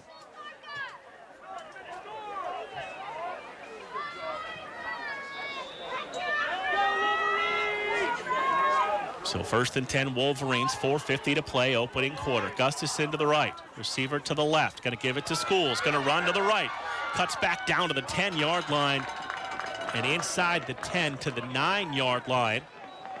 So he'll pick up about 7 on that first down run. That's something we've talked about, Chris, all year. First down runs like that, 5+ really open the playbook. Yeah, that's it. No doubt about it. And that's what Schools has been so brilliant at all year long. Second down and 3, 4:20 to play, opening quarter. High snap, give it to Schools, running middle, and Schools gonna drive the legs to the 5-yard line, and it should set up a first and goal for the Wolverines. Wesley Schools on the run. Heitzman on the tackle. 4-yard gain to the 5. It is first and goal for the Wolverines. So first and goal, Wolverines at the 5-yard line. This will be the 14th play on this drive for the Wolverines. High snap, give it to Schools, hits the pile and drives inside to about the 3-yard line. Schools on the run. Brought down by Heitzman. The great surge, certainly by the offensive line there. So here we go, second down, a couple of more cracks at it here. Second and goal at the 3. Second and goal from the 3-yard line. Gustafson, the only wide receiver to the right. Sheila and Kunst both in the backfield. Give it to Schools. Cuts to the outside, drives the legs into the end zone for touchdown number 16. And the Wolverines strike first. Yeah, there's big Dalton Callahan opening that hole up, pushing back the Morrisville State defensive line. School saying, all right, I'm look here. Okay, nothing there. All right, I'm going to go right in behind number 79 and get myself a touchdown. Nick Morrow to attempt the conversion. So Nick Morrow will come on and attempt the extra point. The freshman line it to the right. Snap, rush, extra point is up and good. 3:20 to play, opening quarter. Grove City 7, Morrisville State 0 on 91.1 WSAJ. Dave, what are you doing? Just sending a gift to Dave 2037. Who? Me in the future. I save a little money from every paycheck for Dave 2037 so he can buy anti-gravity boots or a hologram Doberman. What are you getting Steve 2037? Steve 2037 will be just fine. Well, okay, but don't expect to borrow my anti-gravity boots. Save something for the future. Put away a few bucks, feel like $1 million. For free ways to save, go to feedthepig.org. That's feedthepig.org. This message brought to you by the American Institute of Certified Public Accountants and the Ad Council. Well, Chris, the Wolverines use a 15-play, 75-yard drive that took up almost 8 minutes, and they cap it off with a touchdown. Yeah, great drive. Again, this is what Grove City's identity has been, you know, when they've played the best teams on their schedule. Chew up clock, pick up first downs, keep the other team's offense off the field, and finish them off with scores. That was tailor-made textbook. Caught on the run across the 20, 25, room across the 30. And then there's a pile just across the 30-yard line near the 32-yard line. And that is where the Mustangs will take it over, 1st and 10. Morrisville State takes over 1st down and 10 at the 30. 3:13 to play in the opening quarter. 7-0 Wolverines. Kind of settled in now a little bit. Yeah, you're right. All that extra emotion of a bowl game, a postseason game, kind of settling in a little bit. That was a really impressive Grove City College drive. Gwinner on the handoff to Nick Edmond. And Edmond all the way out to about the 39-yard line on 1st down. 23, Nick Edmond on the run. Brought down by Henson. It's not a lot of intricate formations. It's just coming right at you. 7-yard gain. And I think, again, just looking at scores and looking at, I think that's that conference. I think there's a lot of schools like that in the conference, and the value is on, big, strong linemen. And Bradshaw goes in motion from left to right. Going to give it once again to the tailback. Has the first down across the 50. Lowers the shoulder. And down to about the 47-yard line in Grove City territory for a first down on a nice run by Nick Edmond. Yeah, Nick Edmond's good. Nick Edmond, you can tell he's a good player. Edmond from California. All these other guys looking, mostly from Central and Eastern and a little bit of Western New York. But Edmond, not a local guy to Morrisville State. He's from California. 1st and 10 for the Mustangs. 47-yard line. They'll bring in a fullback in Jeff Carraza, 6'1", 280 pounds.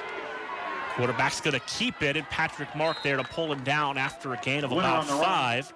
Good open field tackle by Patrick Marc, who led this team in tackles with 86. The ball's at the Grove City 41-yard line. Tackles is really getting it done, but Morrisville State picking up 6 big yards there on first down before that tackle was made.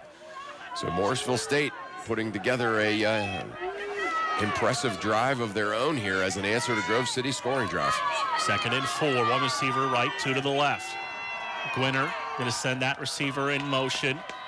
Going to hand the ball off to Edmond, who's going to throw back downfield. Receiver makes the play inside the 5. Ball came loose into the end zone, and that may be a touchback in Wolverine football, and it is. What a big-time play by Jacob Ross.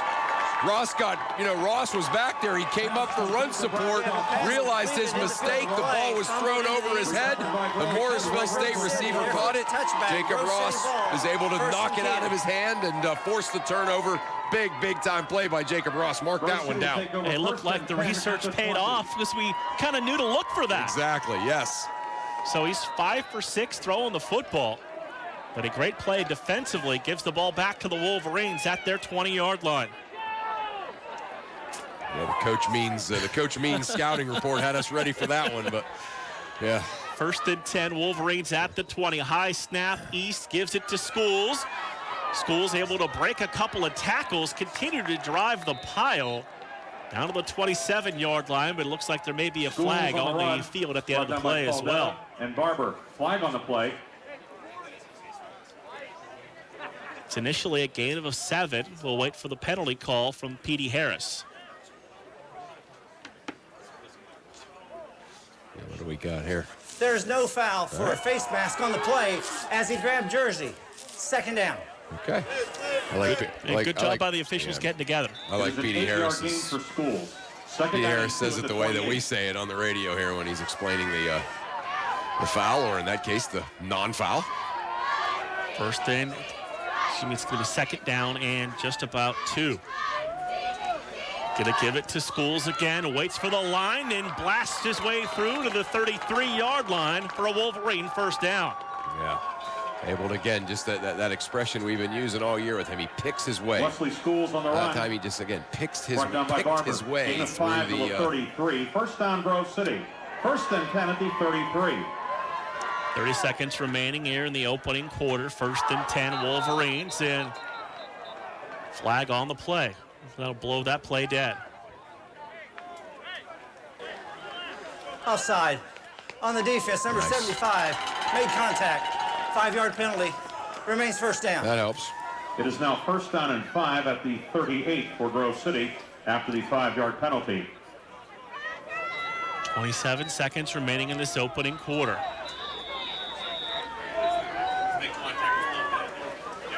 So it is 1st and 5. They'll wind the clock. Probably the final play of the opening quarter.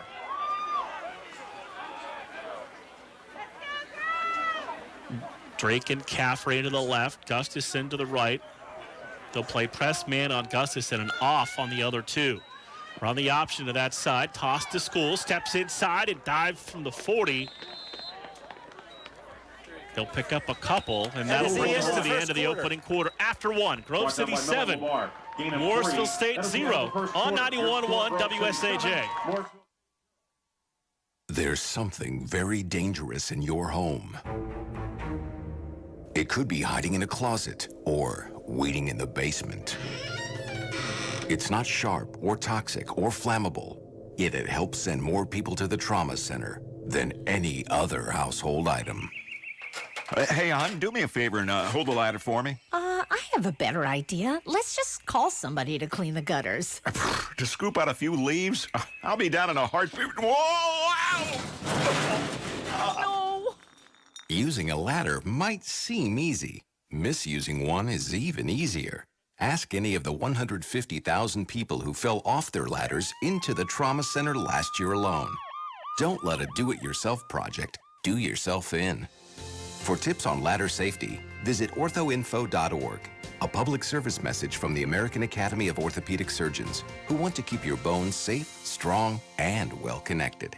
Well, we get the first quarter numbers from Ryan Briggs and his sports information staff here in the booth. Schools, 16 carries in that opening quarter for 79 yards. Yeah, that's a great game. Oh, it's only the end of the first quarter. Wow. Yeah, that's amazing. He's doing his thing, and certainly a big game today, a huge game, and he's stepping up and getting it done.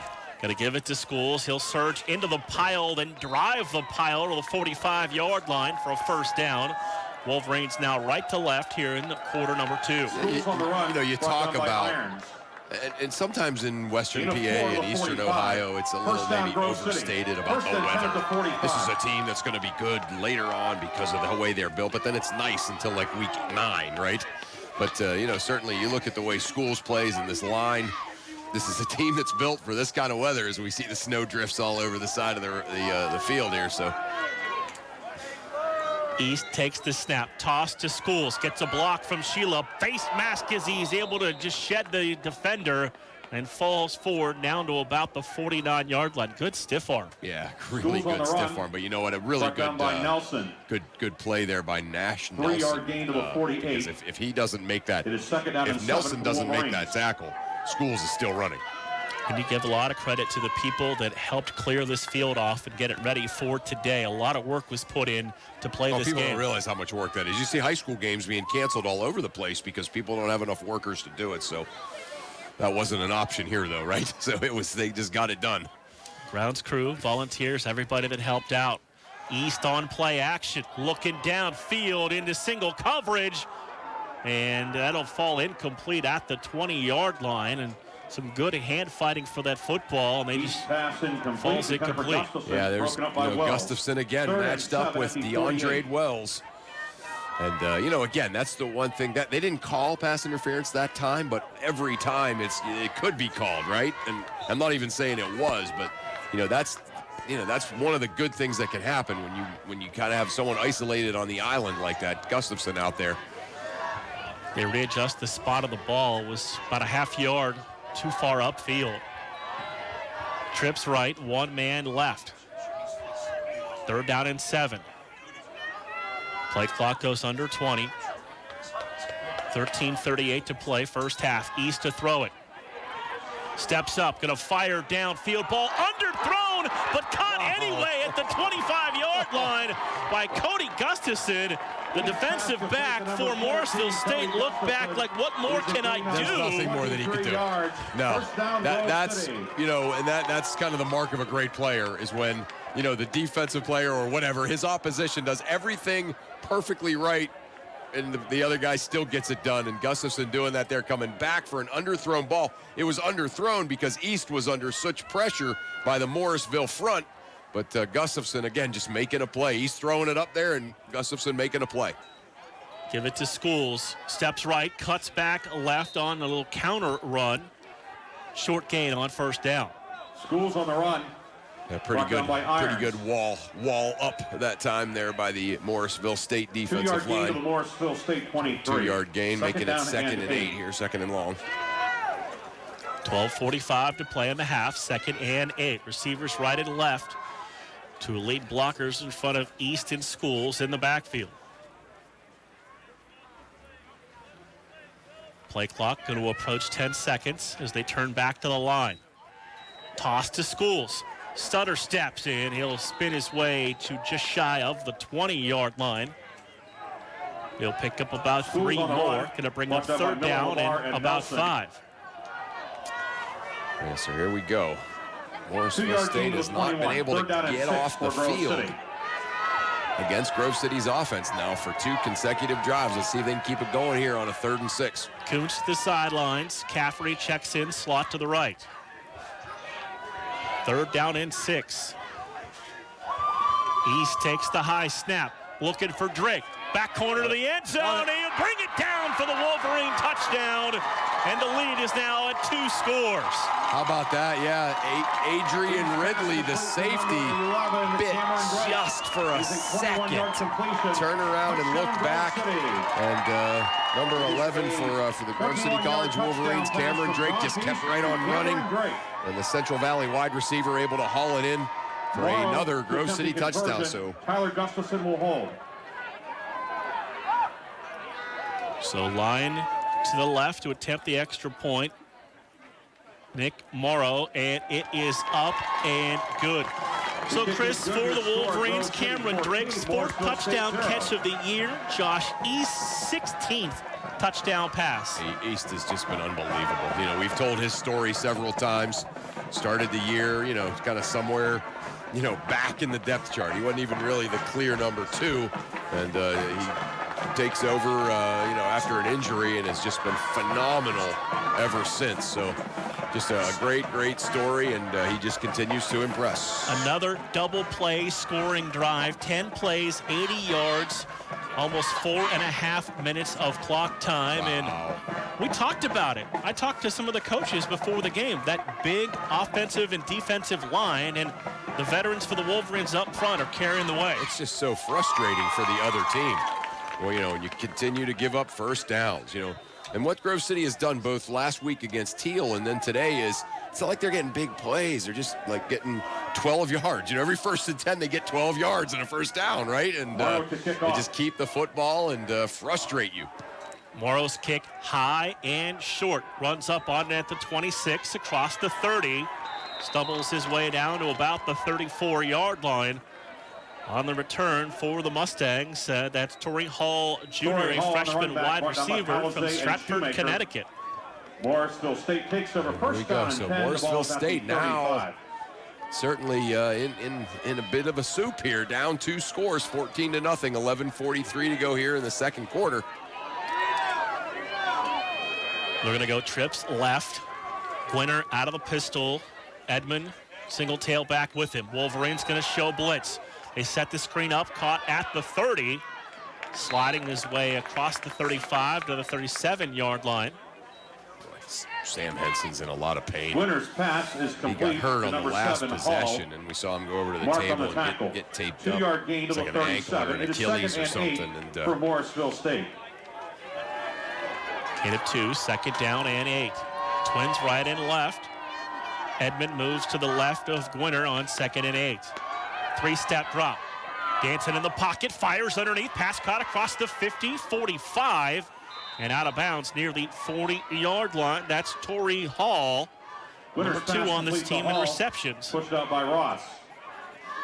Gain of 23 yards to the Grove City 40. Their biggest play of the day so far for Morrisville State, 23 yards. And first and 10 at the Grove City 40. Certainly this offense has a little bit of momentum and a little bit of rhythm right now. 2 receivers right, 1 to the left. Edmond, right of Gwinner. Gwinner's going to keep it off the fake. Across the 30. And then drives down to about the 32-yard line. Going to bring second and short. Down by Marc. Gain of 8 to the 32. Grove City 14. And it is Morrisville State 0, 10-20 to play first half. Really fast-moving first quarter. Slowed down. The pace has slowed down just a little bit, but not much. And Morrisville State, again, they had a fairly impressive drive that stalled out last time. And again, in Wolverine territory now on the 32. Slot receiver, Hall goes in motion. Gwinner keeps the high snap, and he'll dive across the 25. And that'll be a first down for the Mustangs. Yeah, Gwinner was, I don't know if that was designed pre-snap, but he recognized something there, and he wasn't given that one up. Followed by the offensive line, is able to pick up the first down. First and 10 at the 25, under 10 minutes to play in the half. Edmond to the left of Gwinner, who's going to get the handoff. Now Gwinner will keep it, and be driven back after a short gain. Gwinner on the run, brought down by Marc. Yeah, really nice play by Patrick Marc there as he just kind of met on the play. 2nd and 8, the Grove City 23. Met the ball carrier. Looked for a second there like Gwinner had some running room, but Marc took care of that. You're listening to the Eastern Collegiate Athletic Conference Division III James Lynah Bowl here on 91.1. 2 receivers right and 2 left. Gwinner to throw. They pick up the blitz. He'll roll out, throw it downfield, and behind the receiver and incomplete. Looking for number 4, Bradshaw, and it brings up now a 3rd and 8. He had him too. If he would have thrown it out in front of him, he would have completed it, but he threw it behind him. And so now again, they're in third and long situation in probable 4-down territory. They're 0 for 2 so far today on 3rd down, and certainly that's been one of the reasons that they haven't been able to put together a scoring drive. Going to move the ball closer towards the left hash mark. Their kicker, Alexander Stewart, a freshman, 5 of 10 on the year. Okay. Long of 39. I was just going to say, what's the long? Yeah. Trips right, 1 receiver to the left. Gwinner out of the pistol. Edmond the tailback. Give it to Edmond. Edmond all the way inside the 15 and down to the 10-yard line. It's going to be first and goal for the Mustangs. Yeah, that's kind of the definition of downhill running right there by Nick Edmond. Goal at the 10. 8:45 to play in the half. Grove City 14, Morrisville State 0.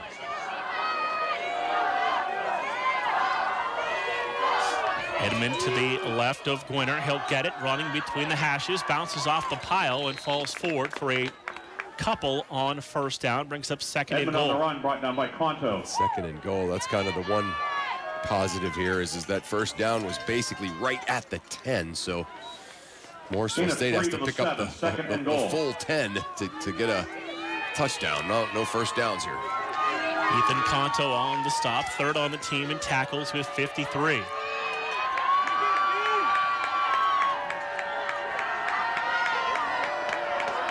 Winner gonna again give it to Edmond, running up the middle to the 5-yard line and then driven back at that point. Edmond on the run, brought down by 67. Colton Young was having none of that.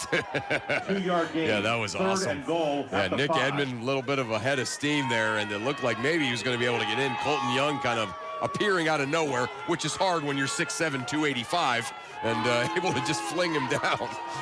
Third and goal from the 5-yard line. Now we've got a whistle, and Timeout. Wolverines had Grove some City. substitution Their first issues. charge, timeout of the They'll half. take a timeout. We will as well. It is Grove City 14, Morrisville State 0 on 91.1 WSAJ. I'm Martha Barnett. And I'm Grant Barrett. On Away with Words, you're invited to talk about language. We solve linguistic mysteries, play word games, and debate the finer points of grammar. And you'll get fresh perspectives on pop culture, old sayings, regional expressions, books and writing, and slang. Tune in to Away with Words Sunday afternoons at 3 on 91.1 WSAJ Grove City.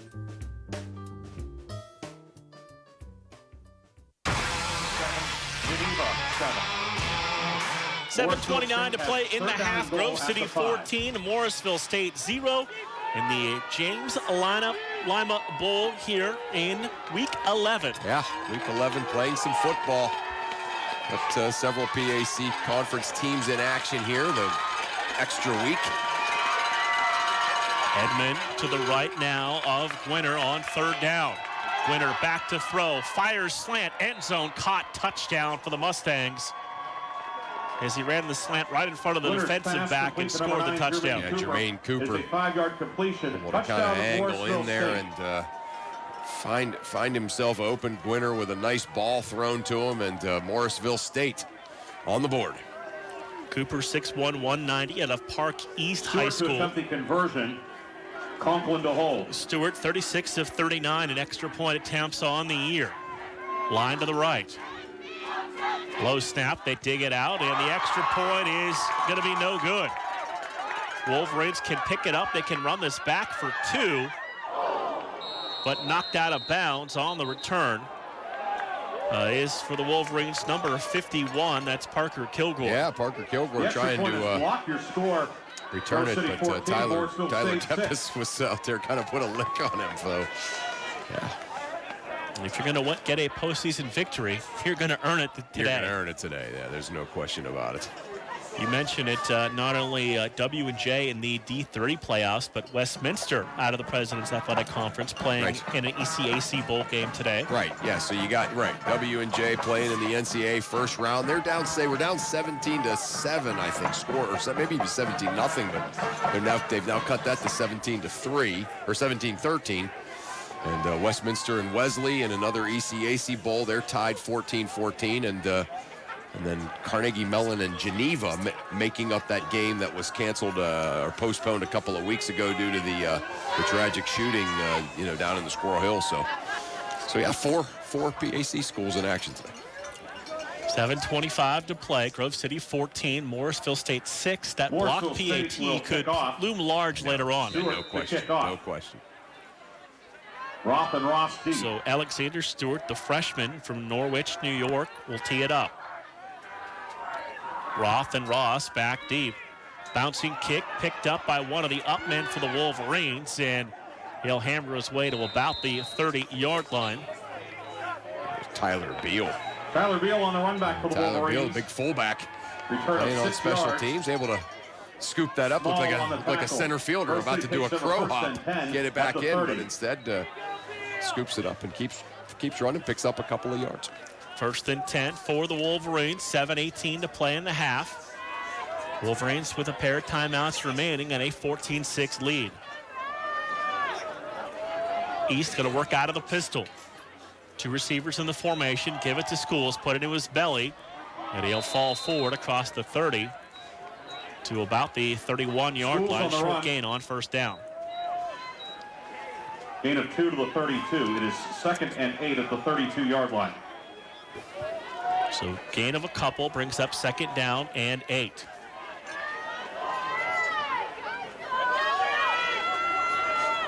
Let's see what...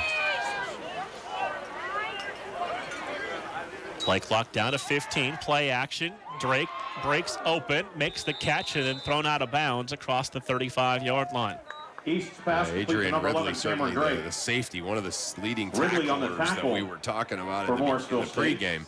It is a 6-yard Made him pay that time, but still, nice 6-yard gain to set up 3rd and short. Here we go, big play. 3rd down and 3. Caffrey and Drake come to the sidelines. They'll bring in an extra offensive lineman and Rob Kunst as well. East gives the ball to Schools, drives right into the pile, and he's close to the first down marker. Got to the other side of the 40, and that'll be a Wolverine first down. Yeah, big one right there. You just got the sense, don't you, after that last drive by Morrisville State, you don't want to give them the football back right now. First and 10 they got their rhythm going for the first time in that drive. Yeah, so don't, at least picking up 1 first down, keeping them off the field for a while. East out of the pistol, Schools to his right. It's Gustafson to the right. Caffrey and Drake now to the left. Play action. East going to take a shot downfield. And that ball is going to be caught for a Wolverine first down inside the 25-yard line. Guess who? Yeah. Another reception on a great season for Cody Gustafson. DeAndre Wells again getting picked on out there on the outside. Doing a pretty good job. I mean, I actually was going to use the word blanketed if he didn't make that catch. But he somehow was able to get over top of Wells and make the unbelievable reception. I was wondering when they were going to go deep, Mark, and there they go. 1st and 10 to the Mustang 25-yard line. Schools again on the handoff, running up the middle, 2 hands around the football to the 23-yard line. Schools on the run. Brought down by Priner. Gain of 2, 2nd and 8. We go under 5 minutes to play in the half. 2nd and 8. Gustafson to the right. Caffrey and Drake to the left. Sheila in there on a wing to the left side. Schools initially lined up to the right. Now he's to the left, excuse me, now to the right of Schools. And now he'll move back. 2nd and 8. Toss to Schools, gets a block from Sheila, 20, 15, inside the 10-yard line. It's going to be 1st and goal for the Wolverines at the 10. You know, you keep saying it, and then we move quickly on to something else. So I want to mention Jacob Sheila is doing an unbelievable job over and over and over again on that option pitch, making that block for Schools, and that time was really noticeable. So, yeah. 1st and goal from the 10-yard line. 4 minutes to play. Schools up already over 100. Gets the carry again. Up the middle and into the end zone for the Wolverine touchdown. So quickly, the Wolverines answer the Mustang touchdown. Yeah, great little block there by Salvatore Spinoza. And Schools able to just kind of follow him right in. And the Grove City College Wolverines, with 3:56 to go in this first half, have opened up a 20-6 lead on Morrisville State here in the ECAC John Lynah Bowl. So Schools, 17 of 18 games now up over 100 yards. Morrow line left, the extra point, good. 3:56 to play in the half. Grove City 21, Morrisville State 6 on 91.1 WSAJ. I love being a part of Action Team. For more than a decade, Major League Baseball players and action teams of high school students have been working together to train and inspire the next generation of volunteers. This is one of the best feelings in the world. Just that simple act is transforming someone else's life. All-star Giancarlo Stanton and Chris Capuano join action team captains to make a difference in their communities. It'll just make you feel so good about yourself. I'd do anything to convince you just to be a part of this. For more information, go to actionteam.org. Under 4 minutes to play here in the first half in the ECAC Division III James Lynah Bowl. Wolverines 21 and the Mustangs of Morrisville State 6. Yeah, 3 consecutive touchdown drives now for the Grove City College Wolverines, doing what they do, right? Carving out long drives, picking up first downs, and finishing drives with scores. Morrow's kick, high, end over end, short. Picked up at the 27, across the 30, hesitates, 35, and down to the 39-yard line. On the return by Torrey Hall Jr., the freshman from Stratford, Connecticut. Yeah. Return of they're trying that little, like, kind of modified pooch kick, if you will. Mustangs 39. It's giving them pretty good field position, but not giving them much of a chance for a long return. 1st and 10 at the Mustang 39-yard line. They'll go trips to the left. Tight end right. Gwinner in the pistol with Edmund, the tailback, who moves to his left. Showing blitz off the edge. They pick it up. Pump in, attempted go downfield is thrown over the head of the receiver. And incomplete, looking for Raphael Bradshaw, 2nd and 10. Yeah, just good pressure on Gwinner there, and pretty good coverage in the back, the back side of that. So that was good. All right, so here we go. Second down and 10 on the incomplete pass. Gwinner 6'2", 210, Schenectady, New York. Yeah. Did I get that right? I did. I know you know that area well, right? Yeah, that's it. Schenectady. That's my mom's area. Gwinner to throw on 2nd down. Steps up, loops one downfield, caught, receiver breaks the tackle. It falls down near the Wolverine 45-yard line. That's Jermaine Cooper, the junior from Park East. On the offense, number 70. 10-yard penalty. Remains 2nd down. Wipe all of that out on the holding penalty by the freshman left guard, Tyler Elmore, 6'1", 365. Yeah, there's quite a few certainly big guys like that in this game. See a big call right there. There's several linemen either over or right near the 300-pound mark in their offensive line. Makes it 2nd and 20. It seems like the guys that are under 300 are tall. So, yeah, it's amazing. They're going to have twins right and left. Gwinner out of the pistol. Edmund a yard behind him. Now moves up to his left. Gwinner to throw. 3-step drop. Fires over the middle. Pass caught. Broken tackle. All the way to about the Wolverine 48-yard line is Raphael Bradshaw, the leading receiver on this team. Came in 42 catches for almost 600 yards and 3 touchdowns. Yeah, we've seen this before, though, right? We've seen where they start to put something together, and only once have they been able to finish this off. So Grove City College kind of doing the old bend but not break thing very well. 3 minutes to play in the half. Mustangs with all 3 timeouts. Again, twins right and left. Gwinner out of the pistol. Edmund is the tailback to his right. Claps for it. 3-step drop again. Steps up, flips it into the flat left side. And that'll be incomplete. One of the Wolverines a little shaken up after that attempted hit. Yeah, Jermaine Cooper with kind of that Officials timeout for an injured player. Block. Officials timeout for an injured player. Yeah, Coach Donato not happy that wasn't called. That was maybe the textbook block in the back, and it got his guy hurt. So you can certainly understand his anger there. It's Andrew Horton that was hit out there by number 9, Jermaine Cooper. And Horton down on the field. I can tell you as a coach, you're always mad when a penalty something you think isn't a penalty isn't called, and then when it gets one of your guys hurt, you're even multiply that by 100 how mad you are. 2:43 to play in the half. 21-6. Wolverines with the lead. You've led the entirety of the first half to this point. Wolverines with a pair of timeouts, and the Mustangs with all 3 of theirs, but right now tending to Andrew Horton, the junior linebacker from Green Lane, who is now up and slowly walking to the Wolverine bench.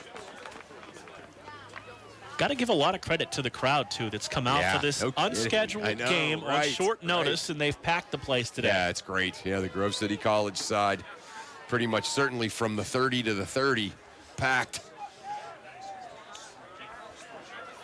Also good to see a lot of familiar faces back in the press box today as well. Yeah, the VIPs from past and present are all here. So, yeah, it's a big deal. It's a big, certainly big deal. There's a buzz in the air, and Morrisville State has the ball second and great 10 reward for a great season and great story. 2 receivers to the right, 1 to the left for the Mustangs. Receiver in the left comes in motion to the right. That's Hall. Winner's going to keep it, and he'll dive down to the 45 before being pushed back. And a flag comes in at the end of the play. We were good until flag on the play. It was good until about the last second. There was about 10 seconds of battling there, and in 1 second, yeah, they're going to mark a Grove City player kind of came into the pile. Roughness, piling on. Defense, number 9. Yeah. It's 15-yard penalty on an automatic first down. I understand why that was called, but it's still a tough call because, this pile is moving and moving and moving and moving, and then the penalty is 15 yards. Number 9, Chris Wolf decided, all right, I've seen enough of this pile moving, but not really going anywhere, and went flying in there, and they're going to call him for unnecessary roughness. So the penalty makes it 1st and 10 Mustangs at the Grove City 30-yard line. Winner to throw. Fires to the outside to the left, and it skips the receiver. Incomplete. 2nd down and 10. A few times we've seen him short arm some throws, especially to his left. Yeah, I think the last second he thought Parker Kilgore was maybe going to have a chance to get that interception, so it's almost like he better not throw that. 2nd down and like 10 an aborted throw almost, so that's, 2nd down and 10. 2:09 to play in the half. 21-6 Wolverines. Winner going to fake it. Now he'll keep it, run it right up the middle. Has the first down and more inside the 10-yard line. Going to be 1st and goal for the Mustangs. Yeah, I'm sure statistically that's his longest run, but that was his most impressive run to be sure. You can really see he has a nice little burst. Just one of those, big, tall, strapping kids that's a heck of an athlete. Brandon Gwinner, 6'2", 210 pounds from Schenectady, and probably was a 2,000-point scorer in hoops and baseball player. He's one of those kids, you can tell. 1st and goal for the Mustangs at the Wolverine 8-yard line. Trips right. Gwinner's going to fake it. He's going to keep it in, and he'll dive for the goal line. Touchdown Mustangs with 1:28 to play in the half. Winner on the run. Went off an 8-yard run. Touchdown. Went off the right tackle there, and off the nice little play fake to freeze the defense, and is able to get into the end zone. So now we're getting to that high-scoring game we anticipated. Right. Stewart, Grove City 3 consecutive scoring drives, and Morrisville State answering now with 2 out of those 3 answers with scores. Stewart line to the right to attempt the extra point. Snap, rush, and again blocked and no good. Wolverines will pick it up. Try and run this one back for 2. Made the first man miss, and then knocked down at the 20-yard line. And so it will remain now Grove City 21 and Morrisville State 12. Key point here, 3 touchdowns with 3 extra points against 2 touchdowns with 2 misses means even though you've only outscored them by 1 score, it's a 2-score game. So that's a certainly a great nod or tip of the cap to the Grove City special teams blocking those couple of extra points. You're going to get the ball. You've got 2 timeouts. And you'll get the ball to start the 3rd quarter. So anything you can get here just kind of adds to the lead going into the locker room and momentum. That's a great point. Yeah. So either whether you just kill the clock, or if you happen to get points, you're going to get the ball back to start the second half too. So yeah, big deal right here. Stewart teed up with Stewart at the 35-yard line. And Ross deep. End over end kick, going to be Roth at the 14-yard line across the 20. Cuts back 25 and dives down to the 30-yard line. Good return by Cameron Roth, the freshman. Cameron Roth on the nice return. Little cutback. Brought down at the 30. Grove City takes over 1st down and 10. Get maybe 6 or 7 yards. You maybe weren't expecting there as where he caught it. So good return. The Grove City taking over at their own 30 here. 1st and 10, 1:23 to go in this first half. East will have 3 receivers in the formation, 2 to the right, 1 to the left. They'll check on the play. Schools will move to the left of East on 1st and 10. High snap. East going to keep it. Run it up the middle. Breaks a tackle. Dives to the 40. And they'll have a first down that'll stop the clock as they move the chains at 1:16 to play in the half.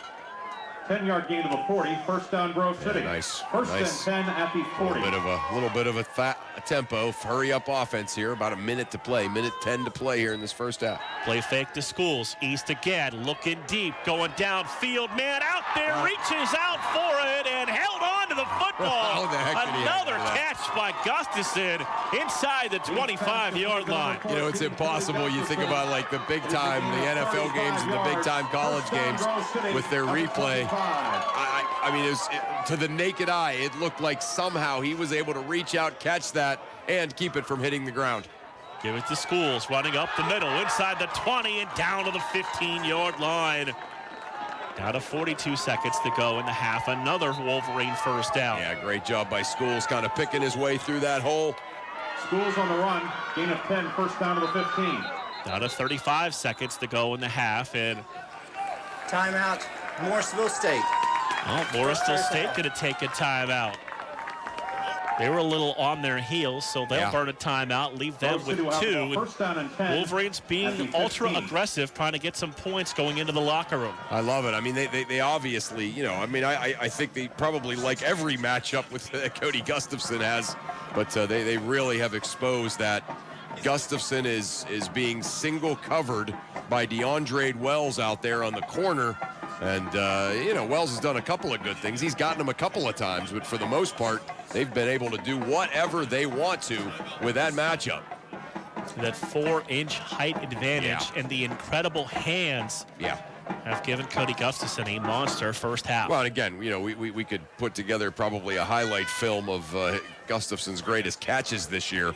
But the 2 that he's made tonight, the comeback, and then that one right there, holding on to that somehow, those certainly have been 2 of his best, if not his 2 best.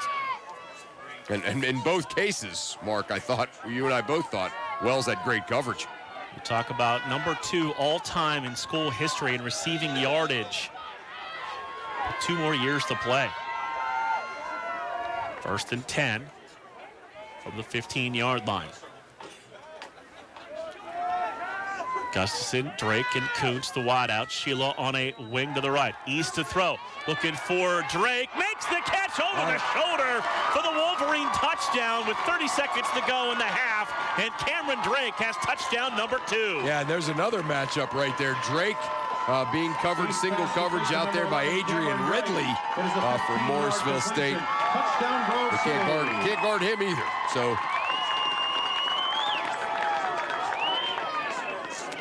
yeah, Grove City now building up a 27-12 lead with the point after coming right now.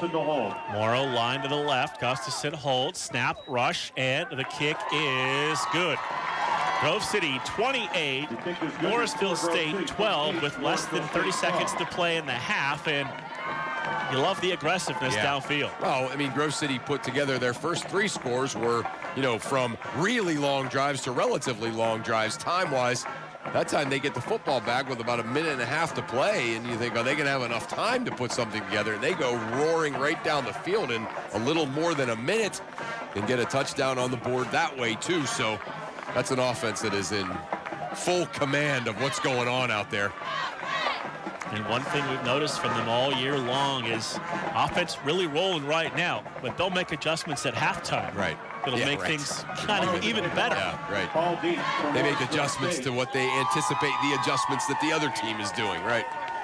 Coach DiDonato and his staff that he has put together have done a fantastic job this year. For the Mustangs.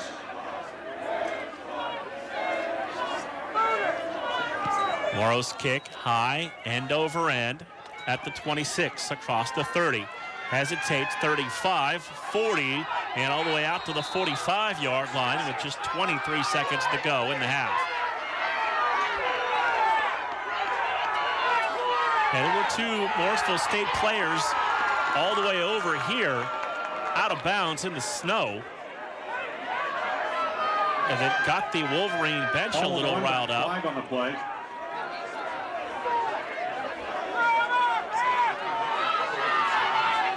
now we've got one of the linesmen and the referee talking. Yeah, I mean, obviously, whatever he did over there has the outrage of everyone who was looking at it. Most people were not looking at it, but whoever was not happy. Yeah, I apologize. I was watching the football, and this was off to our left. Off to our left and out of bounds. Unsportsmanlike conduct on Morrisville, number 30. Unsportsmanlike conduct on Morrisville, number 57. This will be 30 yards and penalties. First down. 30 yards and penalties. It's also number 30 and number 57's first unsportsmanlike conduct foul of the game. How about that? Okay. So they'll back the football up 30 yards.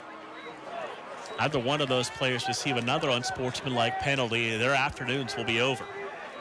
Yeah, so everybody who was watching that, and then you look at the ball being marched 30 yards back here. Justice. You'll have to, well, I wonder what does Morrisville State do here that deep in their own territory with 23 seconds in the half? I know what I do. I'm playing it very conservative here. You're kneeing and Morrisville regrouping. State has the ball 1st and 10 at the 15-yard line. Wolverines will drop their safeties, both back deep. Jackson and Marc inside the 35-yard line. 1st and 10 at the 15. Winner out of the pistol has 4 receivers. He's looking to throw on 1st down. Throws it underneath. Pass caught across the 30, 35, down to the 40-yard line. That is number 4. That is Raphael Bradshaw Complete to Bradshaw, gain of on 25. the reception for a 1st down. Morrisville State. And now Morrisville State will take the timeout.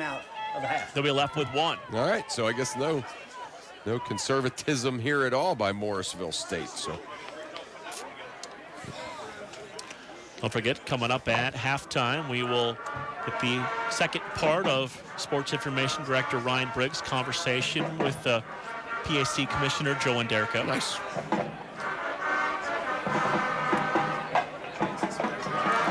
(28-12), Wolverines with the lead. And the Mustangs have the football at their 40-yard line with 1 timeout remaining.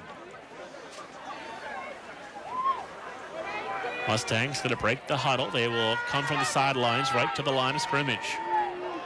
Twins right and left. Lynah, the senior quarterback. Edmund, the senior tailback out of California, lined up to his right. Lynah to throw. 3-step drop. Looks underneath. Pass caught across the 50, 45, and upended right there by Jacob Ross. Pass complete to Zophie.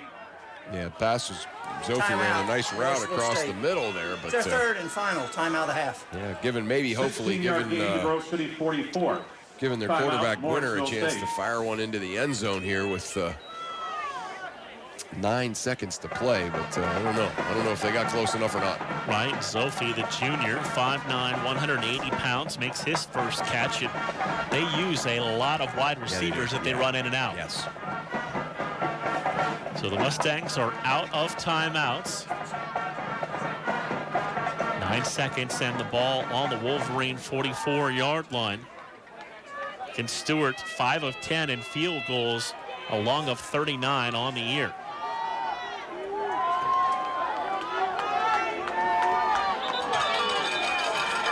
Mustangs break the huddle. They'll come to the line. Same look they've used on this drive. Twins right and left. Lynah, the quarterback. Edmund, the tailback, to his left. Play clock down under 20. Lynah to throw. 3-step drop. Throws underneath. Pass caught across the 35 and down to the 32-yard line. We got to go right back to the line with 4 seconds. Conto on the tackle. 2, 1. I don't know why they don't get it off. Why didn't they snap it? Everything was set. They didn't snap it. They had time. They didn't snap it, and believe the half is over. Yeah, we'll see. Should be. They did everything they needed to do, and then they just didn't snap the ball. He should have been able to snap it, spike it, and have 1 second to play, and he didn't do it. The referee should not reward Morrisville State for this. And the clock wound once they got to the line. When the ball was snapped, there was 0 on the clock. Therefore, it's halftime. It's halftime. That's right. That's the right call. And that was a mistake by Morrisville State. That wasn't the officials. That was a mistake by Morrisville. At the half, Grove City 28, Morrisville State 12 on 91.1 WSAJ. Only in the forest can you see this. And this. And this. But nothing beats the moment you see that. Cool! That's your child's eyes opening up to a world of possibilities. I didn't know it could do that! Because one trip to the forest can spark a world of difference. There are some moments only the forest can inspire. Find yours at discovertheforest.org. Learn about forests near you and discover cool things to do when you go, like hiking, canoeing, fishing, or camping. Or create your own adventure with family and friends, and you might just see this. Your moment's out there. Find it at discovertheforest.org. That's discovertheforest.org. Brought to you by the U.S. Forest Service and the Ad Council. Halftime here on 91.1 WSAJ in the ECAC D3 James Lynah Bowl. Grove City 28 and Morrisville State 12. Chris, quick look at the numbers. Wesley Schools 26 carries, 129 yards, and 2 touchdowns. Unbelievable. Man, rushed for about 70 in the first quarter and about 50 in the second quarter. Just having himself a day, and certainly in situations like this, that's what you need from your best players. For the Wolverines, receiving Cody Gustafson, 6 catches, 117 yards. Cameron Drake, 3 for 42, and 2 touchdowns, leading the way through the air. Yeah, he's been unbelievable, as usual. 2 of the best catches you will ever see at any level. And, Drake, again, 2 nice little corner touchdown passes, touchdown catches. So those 2 getting it done, and certainly East getting it done with his arm. We're going to take a break. When we come back on the other side of this break, Sports Information Director Ryan Briggs sits down with President Athletic Conference Commissioner Joe Anderko. We'll hear part 2 of that interview next on 91.1 WSAJ. Fans of bluegrass and folk music have found a home at Grove City College's 91.1 WSAJ on the weekends. Saturdays at noon and Sundays at 8 a.m., we deliver 4 hours of knee-deep in bluegrass, the Bluegrass Breakdown, and River City folk. There's great music on the weekends at WSAJ, Grove City.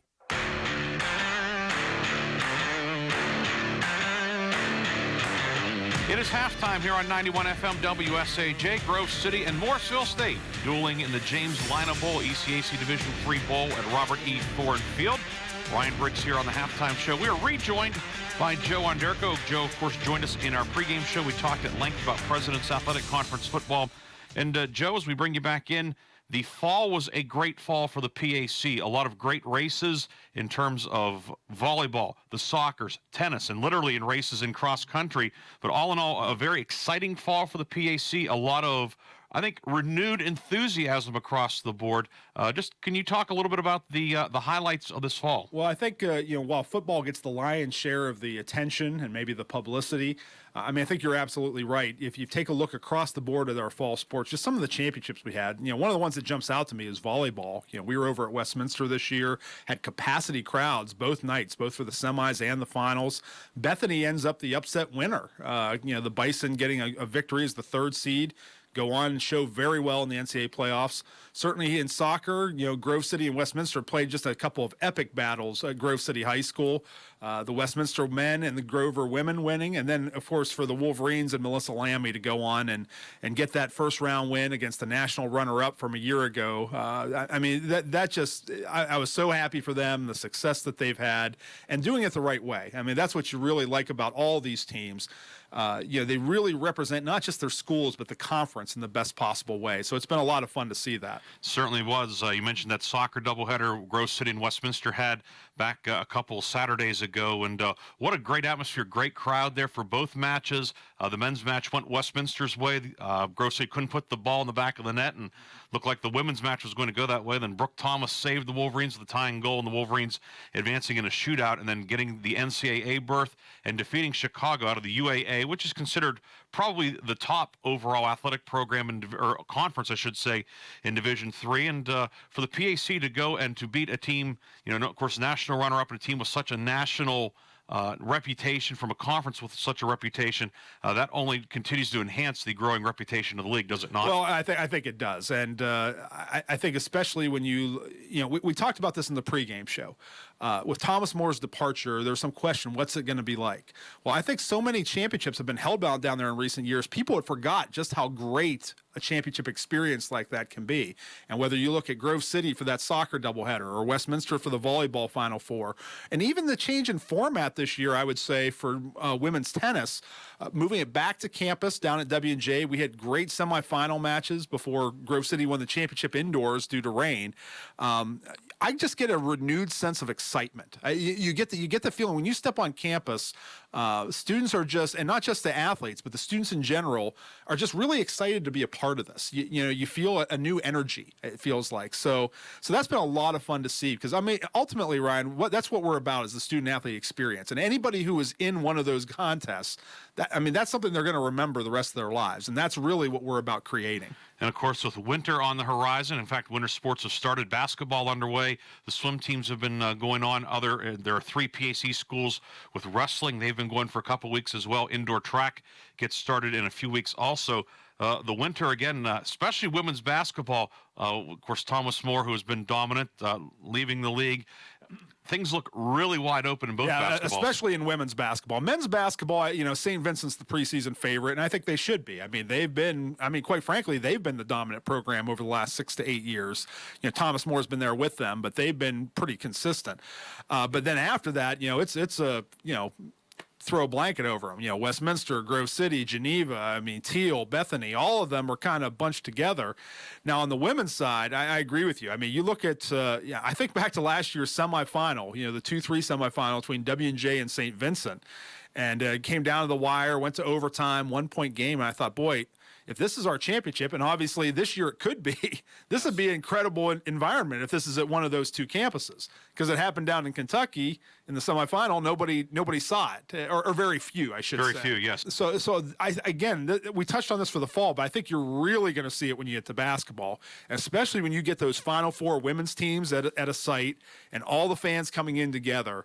There's going to be an energy like we haven't seen in recent years. And I think that's going to be something that all the programs involved are really going to embrace. I know it's a night, you remember, we go back in the time machine a little bit, but coming up on 12 years ago, 2007, when the Grove City men won the PAC at W&J. It was a Saturday night game. The place was packed. It was a great game. It was a 3-4 game, as I recall, right? They had both posted upsets in the semifinals. Yeah, and it was a great environment. W&J had a great turnout. Grove City had 2 or 3 fan buses down there. Now make that an annual thing, exactly, and that's what we're looking at. And folks, you and I remember that, but a lot of folks probably don't. And that's what we're looking at. And you're just seeing the campuses start to get a sense of what's possible for us now. And it's just great to see them embrace it. And I mean from the top down. You see it with our presidents. They're so excited. To see Paul McNulty at Grove City, Kathy Richardson at Westminster, all these presidents just absolutely buying into supporting their athletic programs. It's why we've had the success we've had, is because of their leadership. And, of course, the basketball conference schedule starts November 28th. Wow. Just about a week and a half from now, as we'll get things underway. The Wolverines will be at Waynesburg, in fact. And then, of course, wrestling. Grove City does not have wrestling, but PAC wrestling, very good. A national champion who's back this year. Well, that's the big thing. Yeah, we did have a national champion last year, Jake Evans from Waynesburg University. He's back for his senior year. Had a come-from-behind victory in the national title match in Cleveland a year ago, and just a really really great story. An older athlete, what wasn't really highly recruited coming out of high school, worked for a few years, came back, and has just built himself into this powerhouse.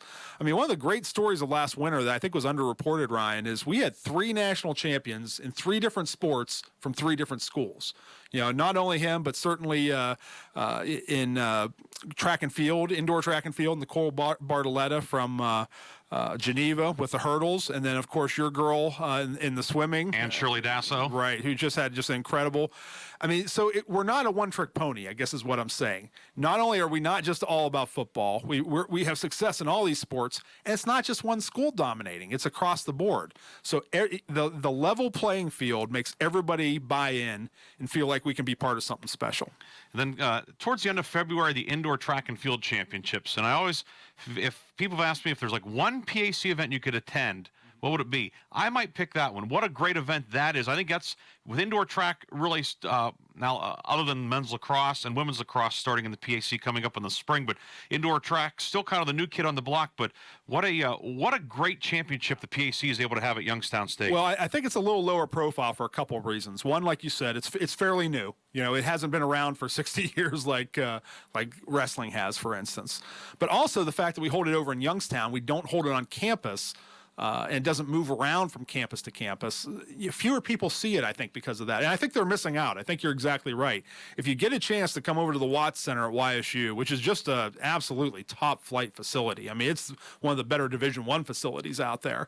And basically, we can run it the same way as we run a Division I meet. And I think that shows, and not only in the performances, which just ratchet up every year and get better and better, but also in the atmosphere. It's just a wonderful environment, and I think you see steady improvement with our teams every year, and that's part of the reason why.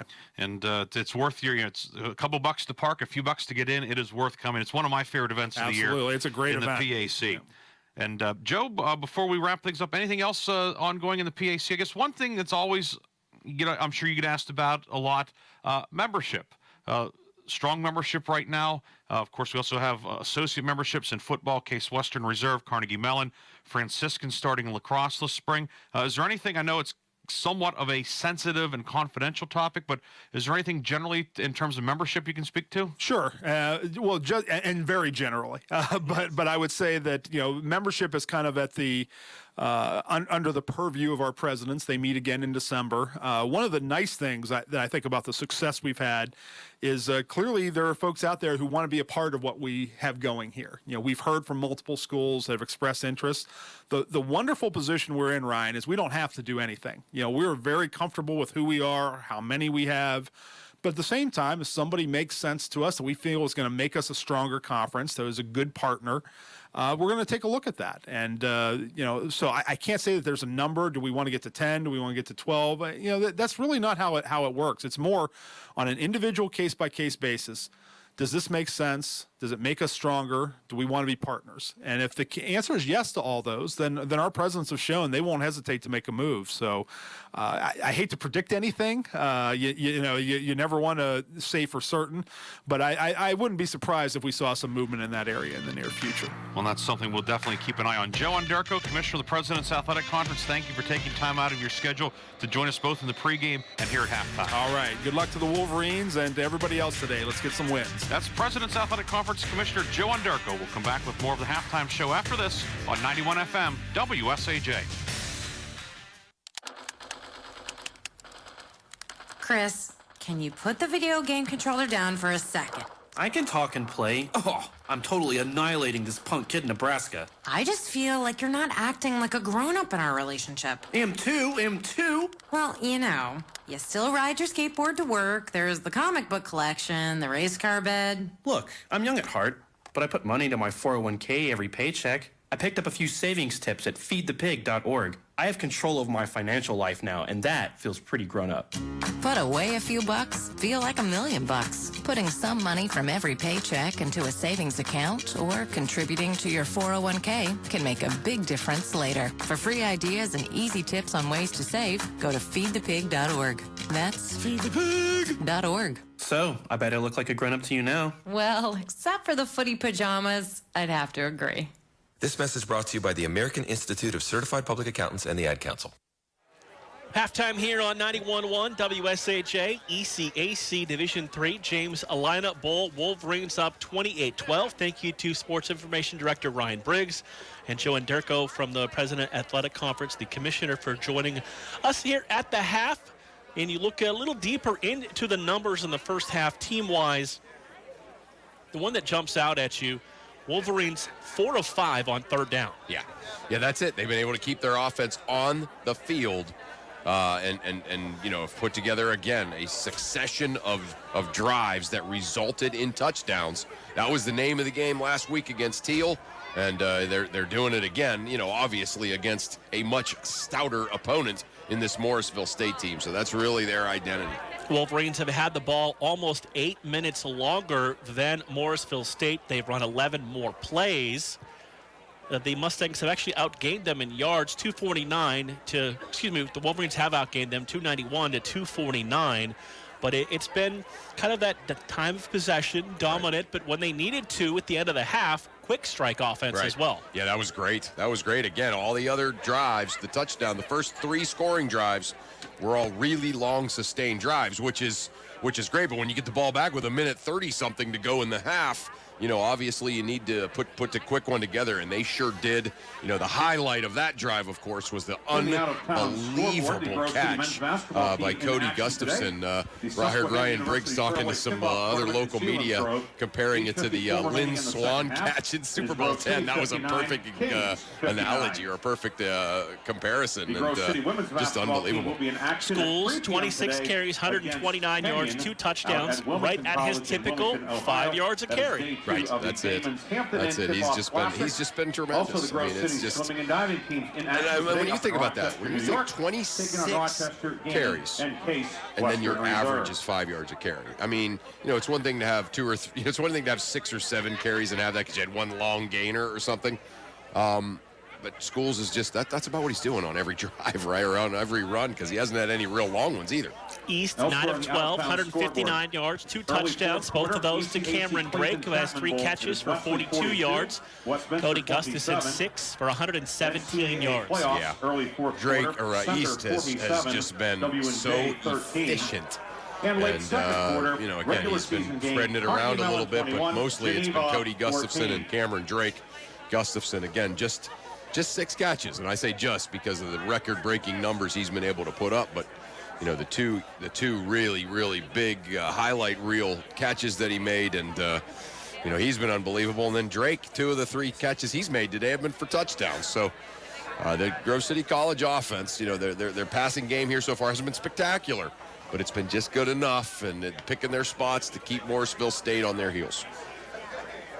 Leading tacklers in the ball game, Patrick Marc and Jacob Ross with 5, Ethan Conto with 4, Daniel Jackson with 3. We talked about, Chris, the long scoring drives. That first scoring drive, 15 plays, 75 yards, almost 8 minutes. And another School's 3-yard touchdown run. The ensuing drive, 10 plays, 80 yards, 4.5 minutes on Drake's touchdown reception from East. The School's scoring drive, his second touchdown, 7 plays, 70 yards, 3+ minutes. And then the final drive, 4 plays, 70 yards, less than a minute to get that touchdown on the board. Yeah, that was absolutely incredible. And again, you think about the difference between 21-12, where, okay, you feel pretty good, but you're only, 9 points ahead to that last touchdown was huge. So while we have a moment before the half begins, I've been anxiously awaiting my history lesson. What do you got? Pretty interesting connection of Morrisville State to Pennsylvania. Of course, the town is named after Thomas Morris, who is the son, of course, of Robert Morris, who was, a signer of the Declaration of Independence, a signer of the Constitution, considered, one of the second-tier founding fathers of the U.S. And Thomas Morris, became a big-time lawyer. He made his way to Canandaigua, New York, which is near Rochester, which is why the town is named after him, and bought a big plot of land near what is today Morrisville, the town of Morrisville, New York. So an interesting connection between Morrisville State and Grove City College, or to, I guess, Western PA, because Robert Morris has the Pennsylvania roots, and his son, Thomas Morris, is the founder, literally, of the town that Morrisville State is in. So there you go. That, of course, will be on the test at the end of the game, so hopefully you've all taken good notes. We're going to take a quick 1-minute break. We'll come back, get the third quarter underway on 91.1 WSAJ. As I went through school, one giant question loomed over me. What did I want to be?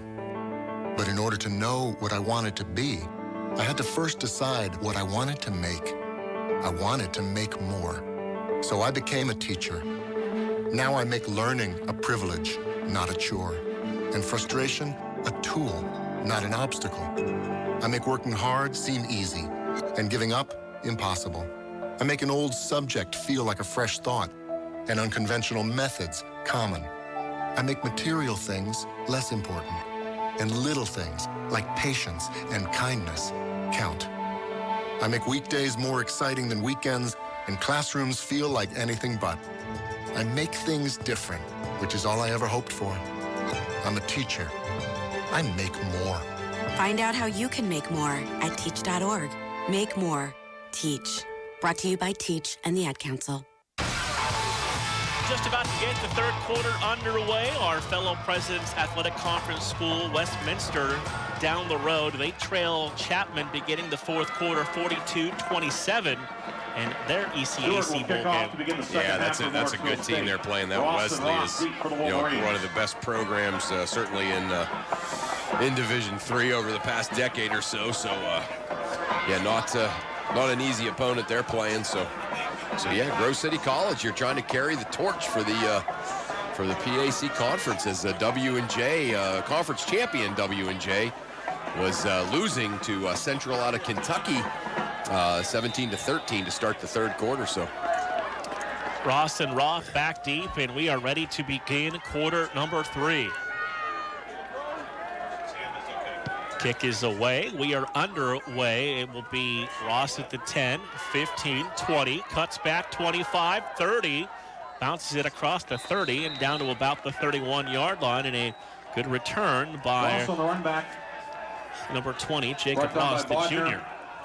And Small. Yeah, you gotta love it though. And again, it's like you can almost see the Grove City guys smiling right when they knew they were gonna get the ball to start the third quarter. When they lost the toss and Morrisville took it, then they forced a 3 and out, and that certainly looms large right here.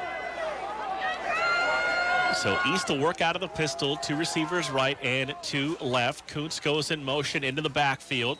High snap, give it to Schools. Bounces off the first tackler and falls forward to about the 32-yard line. Nice little cutback by Schools. On the run. Brought down by Faldetta. To pick up 3 yards on that, which is... It is 2nd and 7 at the 33. A 3-yard gain is okay, but when you're Schools and you average better than 5 a game, 5 a carry, then cuts into your average. 2 receivers right, again 2 left. East out of the pistol, gonna toss to Schools. Tries to get the edge, made the first man miss as he got to about the 35-yard line. And it's gonna bring up now 3rd down. Yeah, pretty good, just some pretty good defense out there on the edge by Morrisville State. Adrian Ridley making a nice play to not let him get out there and pick up a big play. 36. It is 3rd and 4 for the Wolverines. 3rd down and 4. Wolverines right to left here in this third quarter. Gustafson and Caffrey to the right. Drake to the left. East fakes to Schools. Throws the ball. Drake makes the catch, turns it upfield, and has the first down to about the 43-yard line. And for Drake, that's his 4th catch of the day. Complete to Cameron Drake. Yeah, Cameron Drake doing a nice job. Pushed out by Ridley. Nice little gain of 6 yards to the 42. Ran that route perfectly, just long enough for a first down. East putting it only where he was either going to miss it or get it. No Morrisville guys could get their hands on it.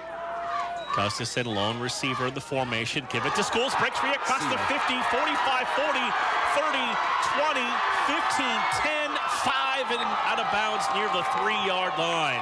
Yeah, that'll get his average back up. Yeah, he's unbelievable. He makes that cutback, just basically a dive play, but he makes that cutback, and everybody's misdirected on the defensive side. He's able to just keep on rumbling, outrun everybody, get some separation, and pick up 55 yards. 1st and goal at the 3. East gives it to Schools, looking for the end zone, hammers his way into the end zone for a quick Wolverine touchdown. Yeah, needed to finish that off with the last 3 yards. He's able to get it. And the Grove City Wolverines, who finished the half, at least offensively, with a quick touchdown, will start the half with a quick touchdown. And the Grove City College Wolverines certainly having their way offensively here in this game so far. Tyler Gustafson will hold. Morrow to attempt the extra point. Tyler Gustafson gets it down. Extra point all the way. And good. 13 minutes to play. Third quarter. Grove City 35. Morrisville State 12 on 91.1 WSAJ. Hey, hon, do me a favor and hold the ladder for me. I have a better idea. Let's just call somebody to clean the gutters. To scoop out a few leaves? Come on, I'll be down in a heartbeat. No! Using a ladder might seem easy. Misusing one is even easier. For tips on ladder safety, visit orthoinfo.org, a public service message from the American Academy of Orthopedic Surgeons, who want to keep your bones safe, strong, and well-connected.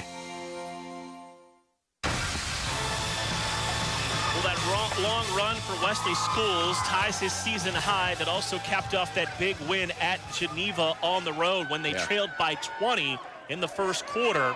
And he is now just about 5 or 6 yards away from another 200-yard rushing game. You know, and here's the thing. The fact that, he's had 55 yards twice, that's his long. That actually is very telling of him because he doesn't get the big, huge long runs. He just grinds it out.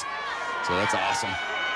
Hall going to return this kickoff up near the 40-yard line. I mean, you look at the numbers for Schools. His career high 271 against Teal last year. Already has 4 200-yard rushing games in his career, and I'm not going to go out on a limb, but he's probably going to get another one today. Yeah, I don't think you're too far out there when you say that. Yeah, he's well on his way, having a great day. Penalty on that kick return on of the Mustangs, going to back them up deep into their territory. Yeah, things just not going well here for Morrisville State's football team, and a lot of that has to do with how just almost perfectly Grove City's offense have played, but they've had some painful penalties and things like that on special teams. Gwinner takes the snap, fakes to Edmond. He'll keep it on the run. Get to about the 19 before being driven back. Gwinner on the run. It's been impressive team tackling today by the Wolverines. It's 3, 4, sometimes 5 red jerseys there to make a play on the ball. No doubt about that, Mark. The defense has just been, again, Morrisville's put together two nice scoring drives and one additional drive that they didn't score on that was impressive. But for the most part, this defense has been, bend but not break, make plays when you have to, and swarm to the football like you just said. 2nd and 6 for the Mustangs. Gwinner to throw it on 2nd down. Feeling some pressure. Step it up. Gonna go deep. Man makes the catch across the 40 and near the 42-yard line. That is number 9, Jermaine Cooper. Found a spot open in the middle of the field, and Gwinner hit him with a strike. Yeah, Cooper 6'2", 190, and can run. I mean, he's basically got NFL-size receiver there. Ran a nice route, and Gwinner threw a nice ball, and hard to guard him for that long. Gwinner had about 5 seconds to make that pass. 1st and 10 to their 42-yard line. 2 receivers to the left, 1 to the right side. Edmond to the left of Gwinner, who's rolling out, looking that way. Going to throw back downfield into double coverage, and that pass is going to be caught. Tightrope at the sidelines, that's Hall. Torrey Hall on the reception at just 5'5", made a great catch. He did. He went up, kind of threw his hand up sort of backwards, and was able to get his mitt on the ball and then somehow haul it in. Yeah, that was, we've seen the 2 great catches by Cody Gustafson. That's certainly a candidate for another highlight reel catch there. So it's 1st and 10, Morrisville at the Wolverine 37. Nice snap, pull it down, give the ball to Edmond. Edmond cuts it to the left, and he's going to have a 1st down with a 25-yard line. Edmond on the run. They've made some adjustments offensively and are picking up yardage in big chunks. Yeah, Edmond again, he's sort of that old-fashioned use of the term downhill runner. Just looks like he's running over people who are trying to run up a hill to get him. And that was exactly what it looked like there. He's a good back. He's a really, really good player. There's no doubt about that. 1st and 10 for the Mustangs. We'll give it to him again, running off the left side, breaks a tackle inside the 20. And down near the 18-yard line, Nick Edmond on the run, Blythe, California, Palo Verde Valley High School. Yeah. I'm sure he quickly got used to this weather playing his home games. Yeah, right, yeah, that's up there in that snow belt, too, in central New York. So, yeah, it's definitely not in California. Two receivers go to the right, one to the left.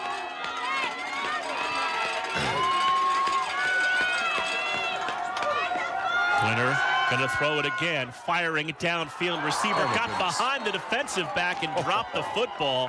Try to get the ball to the football. Jeff Carrazza, the junior out of Johnsonville, New York, and he dropped it. It is now 3rd and 4. It was almost a bit of a trick play as Carrazza, 6'1", 280.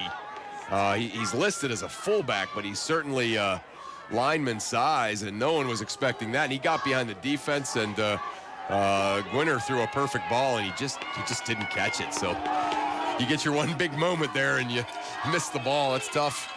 3rd and 4. Gwinner going to hand the ball off. First down to the 5 and all the way down near the goal line. They'll say down at the 1. Edmond on the run. On the run by Nick Edmond. 17. Daniel Jackson on the tackle. Yeah, 17-yard gain there. Jackson did make the tackle before he got into the end zone, but Morrisville State here offensively looking impressive on this drive. Edmond to the right of Gwinner on 1st and goal from the 1.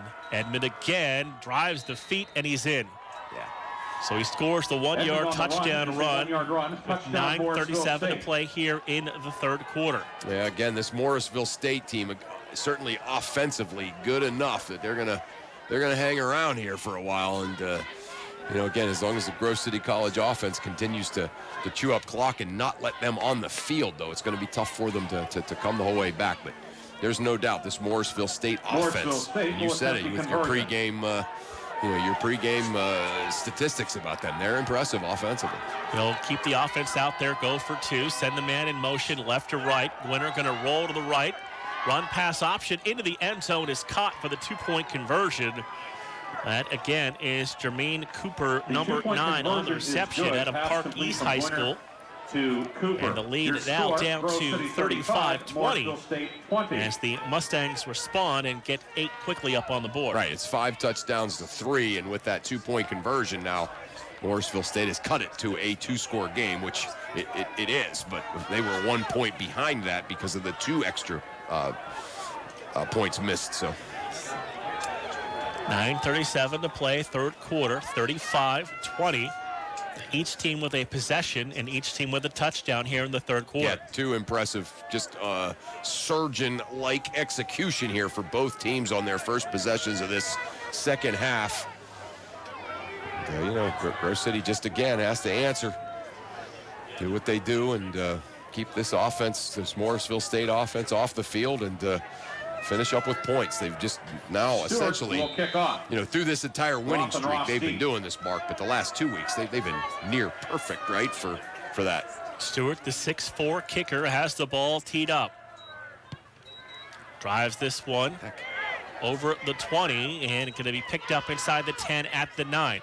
That's Roth going to try to get to the outside, and he's pulled down from behind near the 15-yard line. Brought down by Bodner. Yeah, Michael Bodner got there and made a shoestring tackle. I mean, if he doesn't make it, then certainly you're looking at Roth being able to maybe get to the edge a little bit, at least get out and get some breathing room. That was a heck of a play by Michael Bodner for Morrisville State. It's a good job by Roth, the freshman, too. That ball looked like it was headed out of bounds. Right. And when it turned back towards him, he made the play on the football. Yeah, so often you see, returners being unaggressive about that, but that time he stayed right with it. Schools, the handoff, gets it on 1st down, dances into the hole, and he's going to be out to the 20-yard line. That great hesitation, right, left kind of bounce on the tops of his feet to be able to pick up extra yards. He'll get 5 there. Yeah, that's a good start. 6-yard gain to the 21. That's why it's been, I think, so frustrating for Morrisville is they get out there and they're already behind the 8 ball with a long gain on 1st down by Grove City. 2nd down and 4. Now they'll shift strong to the left side of the formation. East takes the snap, gonna give it to Schools again. He'll dance in the hole, get across the 25, and it's gonna be close to another Wolverine 1st down. I think he's got it. Schools on the run. Brought down by Bodner and Smith. Boy, Callahan is just 6-yard gain to the 27. Just moving people around and taking names over there. My goodness. Dalton Callahan, the senior on that O-line, making start number 31 in his career today. Yeah.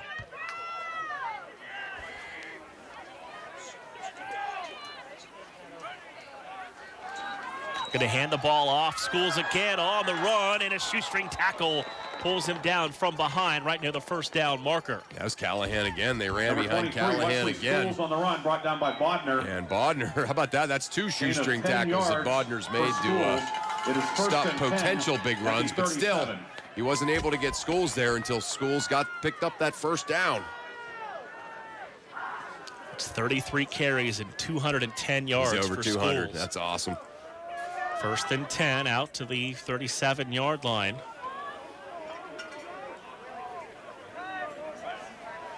East takes the snap, going to give it to Schools again. Hits the hole, continues to drive, and then he's shouldered down across the 45 at the 46-yard line. Yeah, that was DeAndre Wells, and Nelson, who, of course, got picked on so much with Gustafson out there in single coverage, but it is 2nd and 1 puts a lick on there on Schools, but not before Schools does what he does, and that is picks up 9 yards on first down. His 5th 200-yard rushing game of his career, and his 3rd here in his junior year. Wow.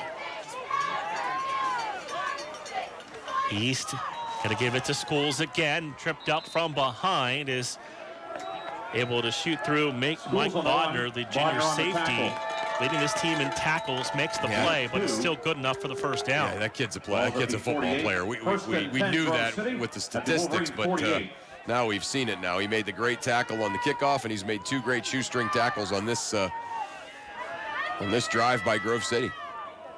Again, 2 lead blockers in Kunst and Sheila in front of East and Schools, who work out of the pistol. Gustafson, the only receiver in the formation, the 6'2 sophomore from Shippensburg. Going to give the ball, that's Trusky, who's in there for the first time. Zach Trusky, the freshman, gets his first carry for no gain, 2nd and 10. Trusky on the run. Yeah, that last first down by Grove City was their 23rd first down, and that is, again, that's, I keep talking about it, and there's the stat to back it up. They get those, I call them 12-yard first downs, right? They don't get the big, they don't get the big long plays. They just keep grinding out, getting just enough to get the first down and keep the offense on, and there it was. That was 23. Again, it's Trusky breaking free across the 40, 30, 20, 15, 10, and out of bounds near the 11-yard line. A long run for the freshman, Zach Trusky, down to the 10-yard line. Yeah, Trusky's saying, you say no long plays, Burtch, watch this. And he's able to bounce out there and pick up 42 yards. Grove City's 24th first down of the day, and first and goal at the 10. Another big long play there by the Grove City offense. Trusky headed towards the bench after that long run, and the coaching staff, get back in there. Get back out there, yeah. You're hot. Get going. I would venture to say his longest run of his career on that run. 1st and goal from the 10. He'll get it again.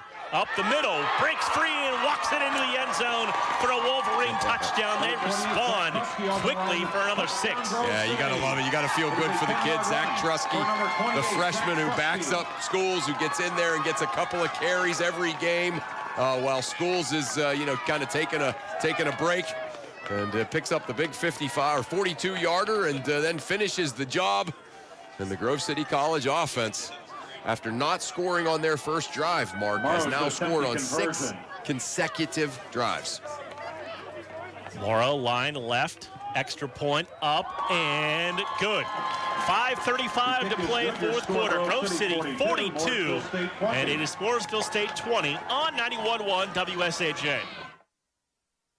Okay, forest animals, kids are coming to the forest, and it's up to us to make their visit a good one. Sparrow, have you practiced the most popular bird songs for the year? Of course. Catchy. I like it. River, how's the temperature? It's a refreshing 52 degrees, man. I love it. Turtle. He's not here yet, man. He's late every morning. Okay. Squirrel. The forest has been preparing just for you. To learn more about cool things to do in the forest, visit discovertheforest.org. Brought to you by the U.S. Forest Service and the Ad Council. Zach Trusky's touchdown gives the Wolverines a 42-20 lead, and it looks like also the afternoon over, Chris, for the senior linebacker Sam Henson on the sidelines with ice on the ankle. Ice on the ankle and crutches. Yeah, we talked about that. He got hurt on the first possession of the game for Morrisville State. Went back in for the second possession, but you could tell was in a lot of pain. Morrow's kick is a little deeper this time to the 14-yard line. Hall going to take it out to the outside across the 30, 35, 40, and down to the 42-yard line. And Torrey Hall is a dangerous freshman, not big at 5'5", 160, but he's a playmaker with the ball in his hands. We've seen that a couple of times. He sort of, made us take that deep breath that he was going to break one, and that was his closest one right there. But you could tell he is a guy that could break something at any moment. So Brandon Gwinner and the Mustangs, 1st and 10 at their 42-yard line, trailing 42-20. Edmond to the left of Gwinner, who's back to throw on the 3-step drop. Over the middle, pass caught, across the 45 and down to the 42-yard line. Those in-breaking routes have been successful over the middle for the Mustangs. They have. And you said it with your pregame stuff. It was they've got a whole bunch of wide receivers that can do some things, and we've certainly seen that on display. 1st and 10 at the 42. 2 receivers right and left for Gwinner. Edmond the tailback. Gwinner again. This time 5-step drop underneath for a Hall, and Conto there in coverage. Incomplete, 2nd and 10, and Gwinner feeling some pressure up the middle from Connor Lowe. Yeah, that's a great catch by you, Mark. That was exactly it. He wasn't able to throw the pass he wanted to because of that pressure there by Lowe. 2nd and 10, just under 5 minutes to play, 3rd quarter. ECAC Division III James Lynah Bowl.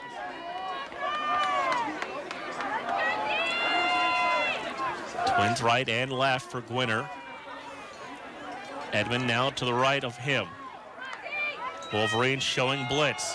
They give the ball to the tailback Edmond, who ran right into the blitz and down to the 30-yard line, and a 1st down. Edmond on the run. Yeah, Edmond gain of 12 came yards in, at halftime. Edmond had 43 yards rushing, but certainly he's 11-yard gain, first down, inching a Morrisville lot State. closer to that 100-yard mark, and he's over the 1,000-yard mark for the season now. 1st and 10 for the Mustangs. At the Wolverine 31-yard line. Slot man in motion from left to right. They fake it to him. Get Gwinner to throw. Fires downfield. Pass caught. Got by the defensive back and into the end zone. Is number 9, Jermaine Cooper, for the touchdown. Yeah, Cooper, he runs those sharp routes. A big target, 6'2", 190. And that time just got a little bit behind the defense, and Gwinner throwing a nice ball. And this again, we keep talking about it. Grove City almost perfect in terms of possessions to touchdown ratio. But Morrisville State offensively is good enough that this offense is keeping them in the game. Again, they'll keep the offense out, go for 2. Man in motion from left to right. They snap it directly to Edmond, trying to turn the corner, and a host of Wolverines there to make the play and knock him down. Tyler Steedle there with help on the tackle. Yeah, Connor Lowe certainly was out there too. Lowe was out there. Steedle was out there.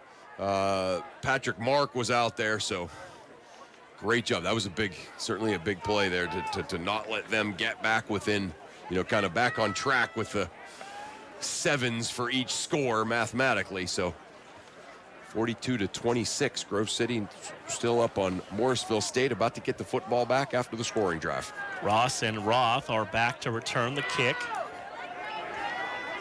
Mustangs will tee the ball up at the 35-yard line. Grove City 42, Morrisville State 26. They've kind of been chasing those couple of points after those 2 extra points were blocked early on. Stewart with the ball, and we are ready to get back to action. Roth at the 12, across the 15, 20, outside 25, 30, and then out of bounds across the 30 after a nice hesitation move to get upfield. Yeah. Man, he's done a nice job today. This is brought down by Heisman and maybe Everly. one of his best days as far as returning kicks today. So. He came in averaging 19.5 yards per return on the year.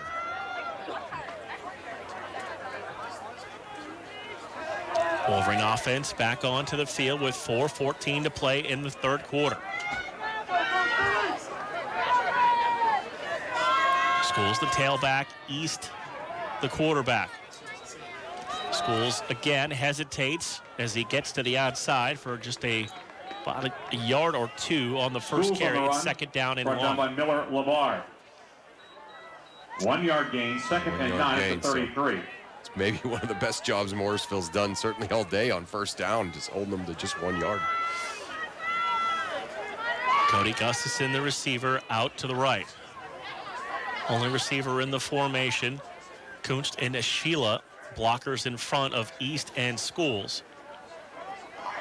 Schools down to the left of the freshman East on second down and 8. He's going to get the football again up the middle, across the 40, and then thrown forward for a first down. He needed 8, got 9, and that'll move the chains. Yeah, that nice blocking again by the offensive line. Gain of 10 yards to the 43. Villers First down, Grove City. Opening up that nice little hole, and then him kind of prancing through the host of tacklers to pick up another first down. So first and 10 at the Grove City 43-yard line. 25th first down of the game for the Grove City Wolverines. It's amazing. It's an impressive number with a quarter plus to play. East takes the snap. Gives it to Schools, who's met at the line of scrimmage and driven back that time. You could hear the hit in our crowd, Mike. Did a great job to come up and fill the gap. Yeah. Yeah, and there's some of that individual talent that we've talked about on this Morrisville State defense. They have not certainly been able to kind of put together the sort of season that you might think with some of their personnel, but every once in a while you run into that talent up close and personal, and that time Schools did with through the person of Jordan Robinson. Gustafson and Kunsch, your receivers, out to the right. Drake singled up to the left side. East play action. Going to take a shot. Gustafson's open, makes the catch, makes the man miss across the 40, and out of bounds inside the 35, near the 32-yard line. Yeah, DeAndre Wells again, again was forced off of him, and then he thought, all right, I'm going to try to go get this one. He missed him, First down, Grove City. So again, Gustafson getting the best of him. Came up limping, too, a little bit, Marquise. I'm glad I'm not him today. First and 10 to the 32-yard line. I'm up here sitting with you instead of trying to cover Cody Gustafson. In a long afternoon, whoever draws that assignment for the next few years. Yeah. Play coming in on the cards from the sideline. First and 10 at the 32. East hands to Schools, hits the pile across the 30, and down to the 28-yard line. He'll pick up 4 on first down. Down by Irons. Good. Just a good push there by the offensive line. Gain of 4, second and 6 at the 28. Yeah, that kind of that 3-5 look of Morrisville State, just putting a hat on a hat. Second down 6. We approach a minute 10 to play, third quarter.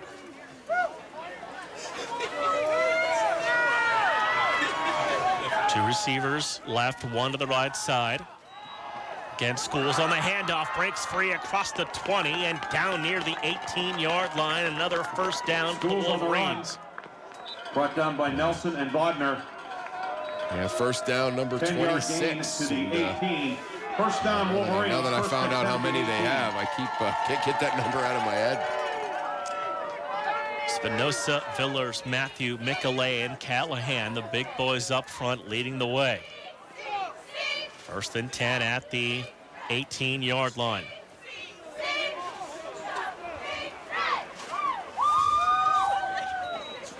East gonna keep it inside the 15 and down near the 12-yard line. Good decision by the freshman, Josh East, to keep the football, and he'll have a gain of 6 on first down. Brought down by Everly. Yeah, East on that carry there. 6-yard gain of 12. Word Second from and Ryan 4. Briggs. That's 40 carries for Wesley Schools. So wow. Just been an absolute workhorse. That's 40 carries with a full quarter to go. After 3, Grove City 42, Morrisville State 26 on 91.1 WSAJ. People are always talking about the stock market. Always looking to invest in a good opportunity, something with the potential to grow. So what if you could invest in the future? The future of kids, like a stock. Not the kind of stock where you invest to make money, but a stock for social change. A whole new kind of investment called Better Futures. When you invest, it helps students like me go to college, which ends up making the future better for everybody. I could be the first college graduate in my family, the first district attorney from my neighborhood. And if I'm the first, then maybe there will be a second and a third. This can really be the start of something. My name is Charles, and I'm your dividend. Invest in better futures with UNCF. Visit uncf.org/invest. A mind is a terrible thing to waste, but a wonderful thing to invest in. A public service announcement brought to you by UNCF and the Ad Council. Final 15 minutes of the 2018 season. Chris put up on the scoreboard, and the Wolverines looking to cap it all off with the first postseason win in school history. Yeah, how about that? Yeah, I didn't even all the things that this, the superlatives we've used to describe that game, I didn't even put that into a frame. That's a great carrot out there now, just 15 minutes away. Grove City up 42-26, driving again. Second down and 4 from the 12-yard line. East going to work out of the pistol. Now they'll shift the offensive line, go strong to the right. Counter, handoff Schools, and that time he stood up at the line of scrimmage, might have lost about a half yard. It'll bring up third down and about 5 to go. Yeah, big number 75, Scott Irons firing through there and finally getting a mitt on Schools behind the line of scrimmage. So yeah, 3rd and 5 here on the 13. Schools again, up the middle, spun out of a tackle and twisted his way down to about the 6-yard line. And that was his 42nd carry of the day. 42 carries, well over the 200-yard mark. 27th first down of the day for Grove City. This offense has just been so incredibly impressive. Tyler Beal now in at one of those lead-to-block spots. He'll drop back as a lead for Schools now, who gets the football inside the 5 and down near the 3-yard line. Schools on the run. Yeah, another great block there by Skula. You mentioned that long run took the average from 5 to 6.3. Yeah, there we go. For Schools. There we go. Wolverines going to take their time here a little bit. 2nd and goal from the 2-yard line. Play clock down under 15 seconds.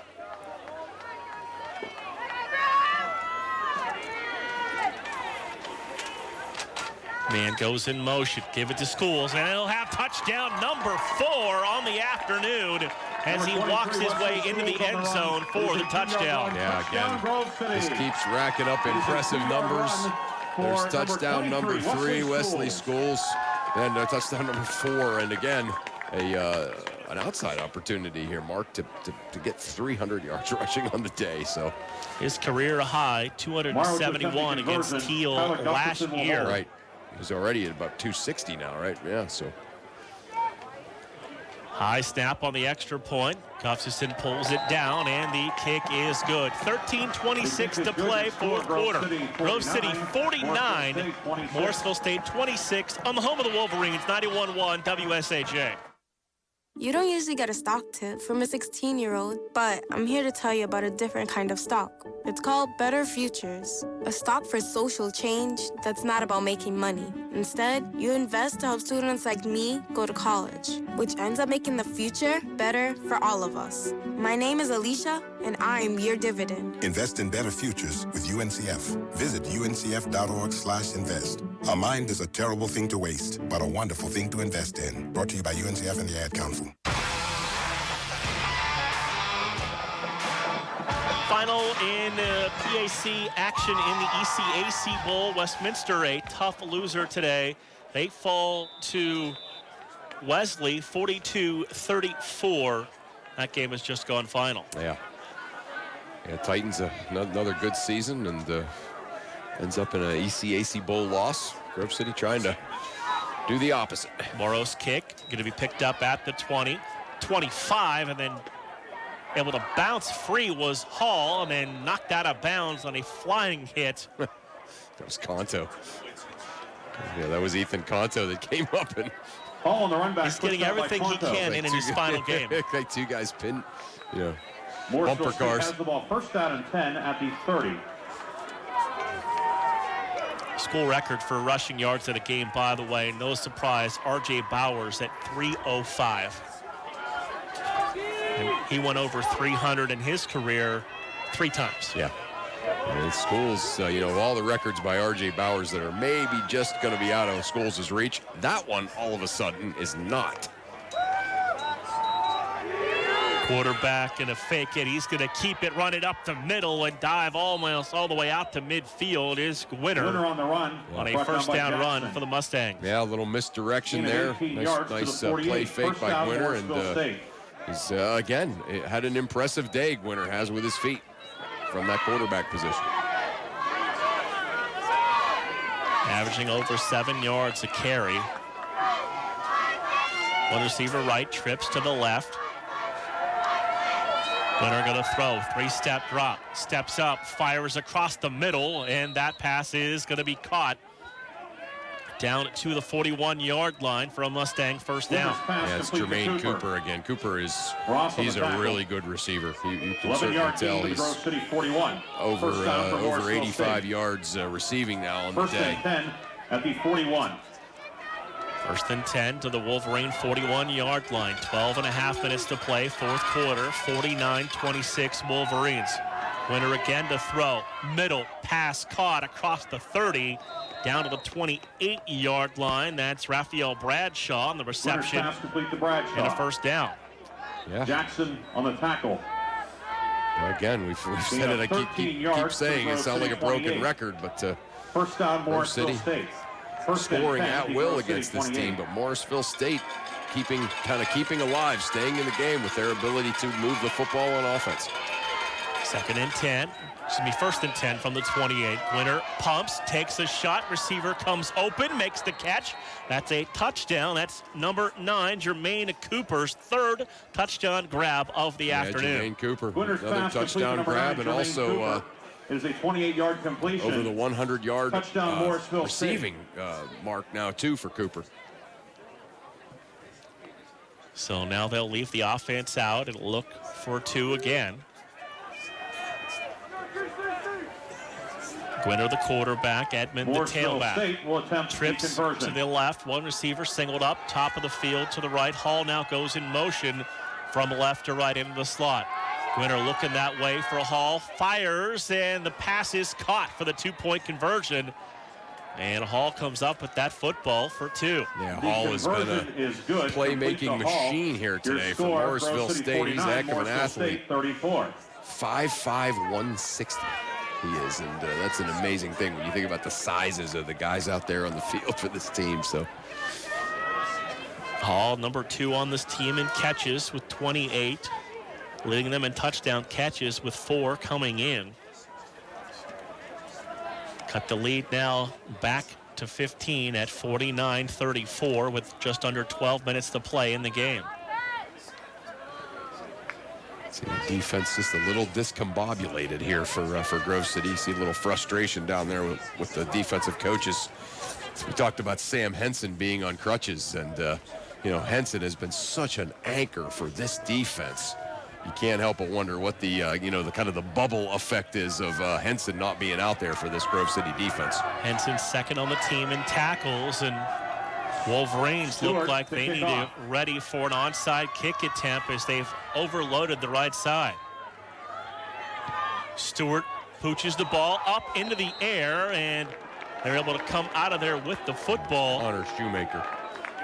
Yeah, Connor Shoemaker able to come up with that. Kickoff fielded by Connor Shoemaker. Great job by Shoemaker. First and 10 at the 49. That's one of those ones you say after the game. When you're pointing out things to your team after you win a football game, you say, and if this doesn't happen, we might not win. That's one of those moments probably Coach DiDonato is going to say, hey, remember Shoemaker, he made that big play on that. That was a well-done onside kick, but Shoemaker, good hands, able to haul it in and get down.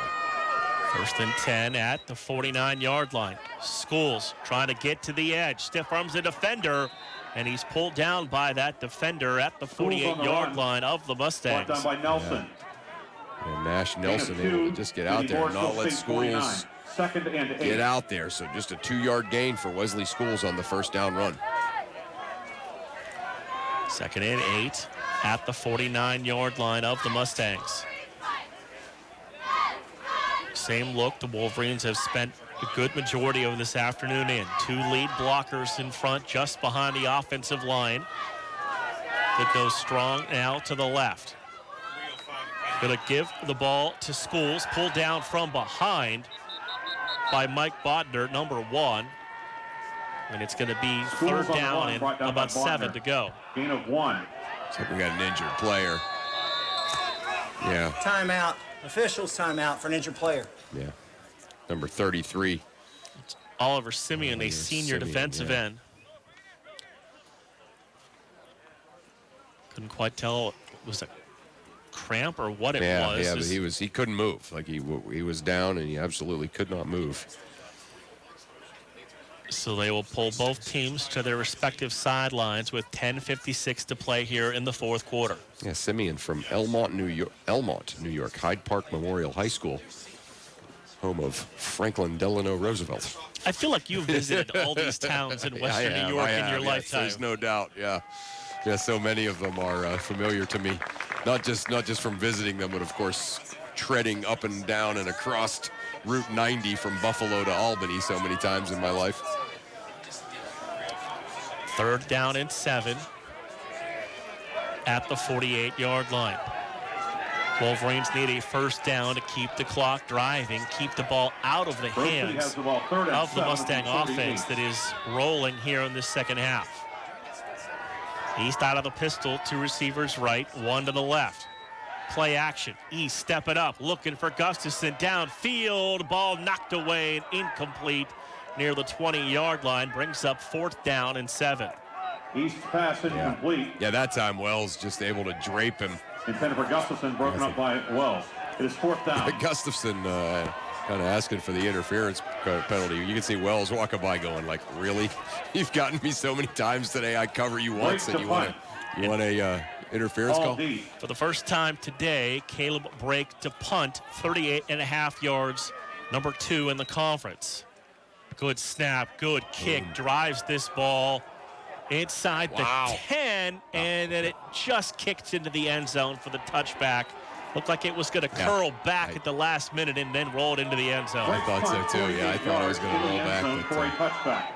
Morrisville State has the ball first and 10 at the 20. Grove City fans exhorting their team here, understanding sort of the importance of this moment in the game.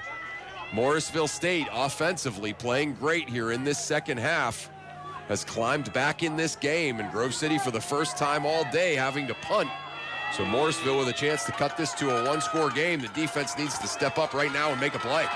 Winner has trips to the right, 1 man to the left. Edmond, the tailback, to his right. He'll roll right. Set, take a shot downfield.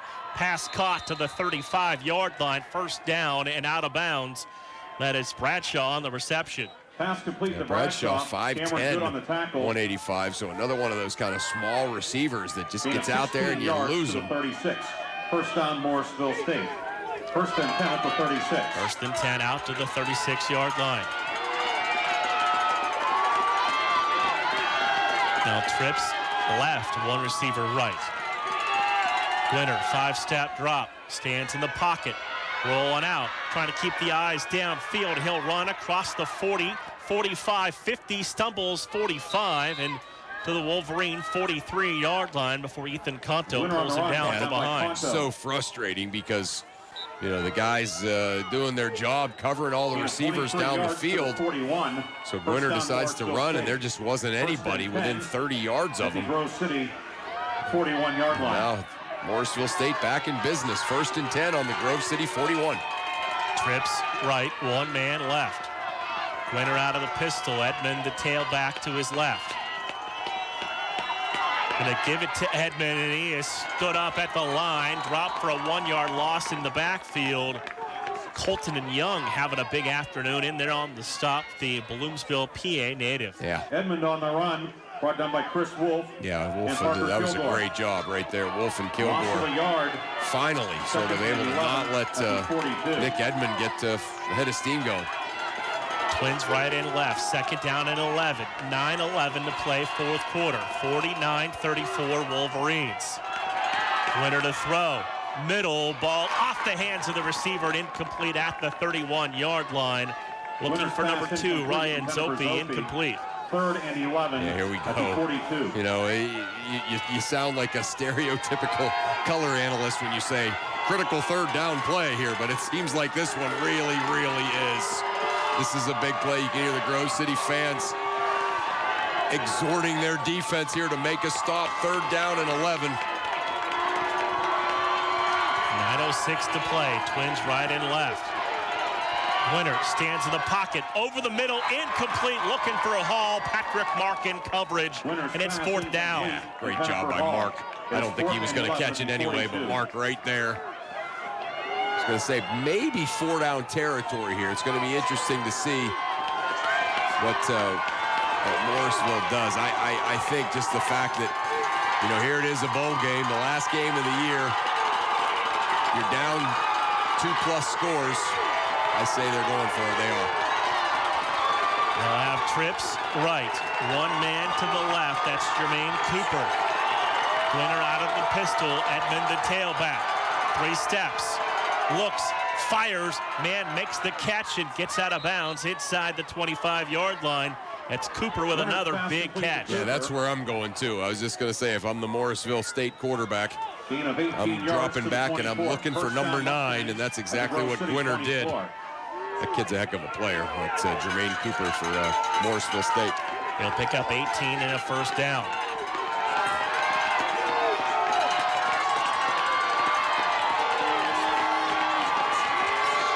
Receivers left, one to the right now. All slot man goes in motion left to right. They give it to the tailback with the blocker in front inside the 20. Down to the 17-yard line is Nick Edmond. Down by Wolf. 7-yard gain.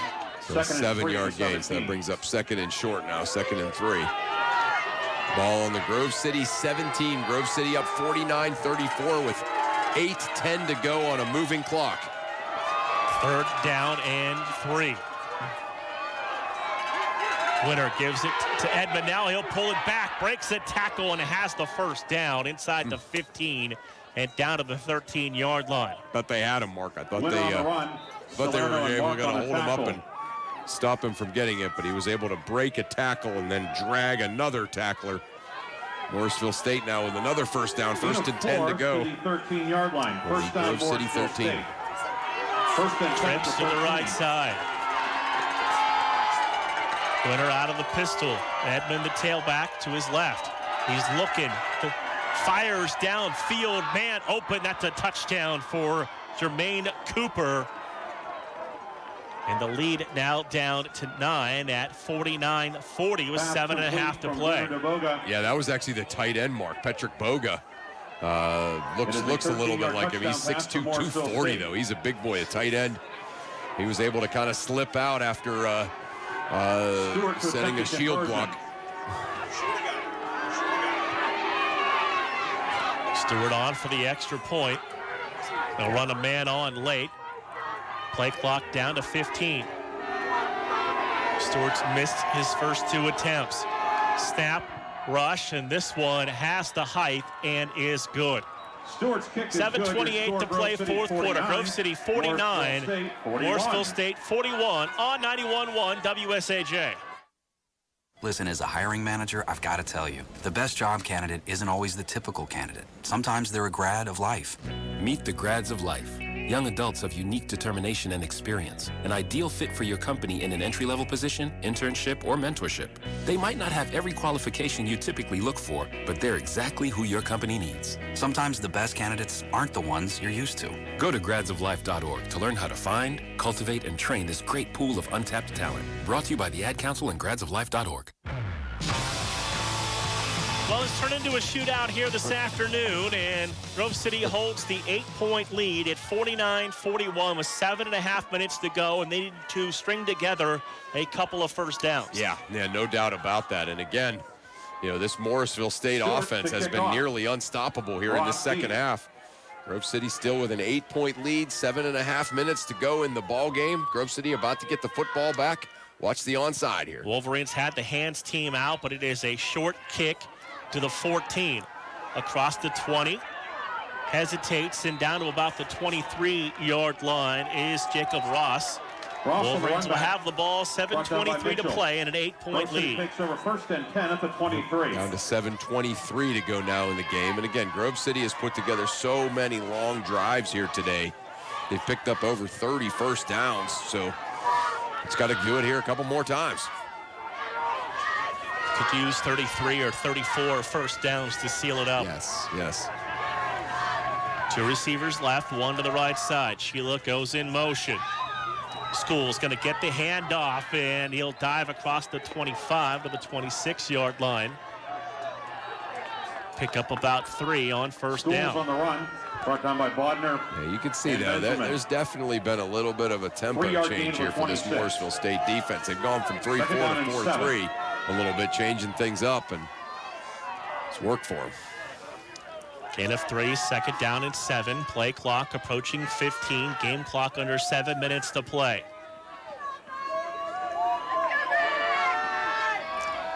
East gonna give it to Schools again, up the middle, 30, and down to the 32-yard line. He's gonna be about a yard shy of the first down. Yeah. Schools on the run. That was big right there. You're looking at 2nd and 7, you only gain a yard or 2. 7 to the 30. They gave it to him. That's big. That's huge. So fresh set of downs. Clock still rolling at 6:30. East checks with the sidelines. First and 10 at the 33-yard line. 2 receivers to the left, 1 to the right side. Sheila in motion, right to left. Schools again, the handoff, and he'll dive down near the 40. We'll spot him at the 39-yard line. Number 23, one of the offensive linemen a little slow to get up. Wesley Schools just broke the all-time school record for number of carries in a single game. That was carry number 49. He tied Bowers with 48 the match before. So 49 carries for Schools. It's been the workhorse. 2nd and 4. 5:45 to play. Schools now will move to the left side of East. Sheila on a wing to the left side as well. They'll run it back towards the right. Schools his 50th carry, and he's going to be about a yard shy of the first down. Brought down by Eberly. See how shy is he? I don't know about a yard, Mark. 3-yard gain to the 42. Yeah, so it is 3rd and 1. 3rd and 1. Yeah, okay. So here we go. Going to bring in some extra beef across the front line. Yeah, boy, they pick up this first down. Again, you're putting Morrisville State in a tough spot. Give it to Schools. First down to the 45 to the 46-yard line, and the drive continues. Number 23, that was a big play right there. On the run. Gain of 4. Every first down you to the 46. First down, Grove City. Chews up about a minute and a half to 2 minutes for the other team. Schools looking to the sidelines like, let's go. Give me the ball again. Right. He's ready to carry the football. Those great ones are like that too. They get it. They're having a day like Schools is having today. They don't want anyone else touching the football. 1st and 10. At the Wolverine 46-yard line, 4.5 minutes to play. Schools again, 50, 45, he may go, 30, 20, 15, 10 to the 5-yard line. He's pulled down from behind. Yeah, and with that run, Wesley Schools just broke the all-time single game record in the history of Grove City College, breaking R.J. Bowers' at least 21-year-old record of 305 yards against Kenyon in 1999. So how about that? 337 now for Schools. Wow. That's a good season. Flag on the play. We'll sort things out. with 3:57 to play. False start. Offense number 79. 5-yard penalty. Remains first down. Over 330 yards, over 50 carries, and 4 touchdowns. Wow. Yeah, you got to love it, too. That's a good month. It's a good, right. What I love is just, Grove City coaches, they know they have a guy, and here in a bowl game, a huge game, I'm going to use my guy to win the game. Love it.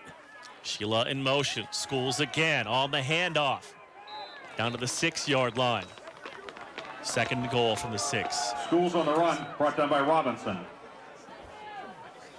3.5 minutes to play in the fourth quarter. Second and goal for the Wolverines. Every 30-second milestone that we get to, we're getting a little closer here. So, yeah, under the 3:20 mark now. Be about 3:10 when they snap it. Second and goal from the 6. East under center. Schools inside the 5 to maybe the 4-yard line. So it's going to be third and goal right near the 5-yard line. Third and goal. Schools on the run, brought down by Certainly Bodner well. and Robinson. 2-yard gain to the 5. Well within Nick Morrow's range here to make it a 2-score game if they don't score here on third down. So Morrow 6 of 8 with a long of 46. Third and goal from the 5. Play clock under 10. Game clock approaching 2.5 minutes to play. Schools on the carry, steps inside, looking for the goal line, for the touchdown. Touchdown number 5 for Wesley Schools. The Wolverines have put up 55 on the board. yeah, there it is. You can sort of see the crowd, the cheerleaders, the band, everybody's sort of like looking at each other like this is going to happen, and Schools just putting together one of the great days. Maybe you could maybe it's a little hyperbole, but you could say one of the great days in the history of college football. Here in Grove City now finally with a little separation with 2:26 to go. Morrow line to the right, snap, rush, extra point is good. 2:26 to play, fourth quarter. Grove City 56, Morrisville State 41. And, of course, the Mustangs still with 3 timeouts. Right. Yeah. Morrisville State, certainly their 2:26 isn't a lot of time, but how great their offense has played. Schools has set a Grove City single-game rushing record with 348 rushing yards. That breaks the record set by R.J. Bowers 19 years ago of 305 yards. He didn't just break it, he shattered it. 348 yards, 5 touchdowns, and over 50 carries. 52 carries, amazing. You could take tomorrow off, I think. Yeah, I think, yeah. It's an amazing day. Like I said, maybe one of the great days in the history of college football in terms of single-person statistics. Morrow ready with the ball at the 35-yard line. High kick, runs up on it at the 24, across the 30, 35, and then flipped up into the air and driven back. Yeah, Rob Kuntz is tired of watching little number 7 run around there. So down by 44, Rob Kuntz. Marshall takes 6'1", 195. Rob Kuntz on special teams. Got Torrey Hall 5'5", 160. So senior making a play. Yeah, that's right. First and 10 at the 37-yard line for the Mustangs. Winner out of the pistol has trips to the left, looking to throw, gonna roll right, eyes downfield. He'll run by Connor Lowe, then go out of bounds into the Mustang bench after a first down run. Winner on the run, pushed out. Winner's had a great day running. It's pretty amazing, actually. 11-yard 100-yard rushing mark for him now, too.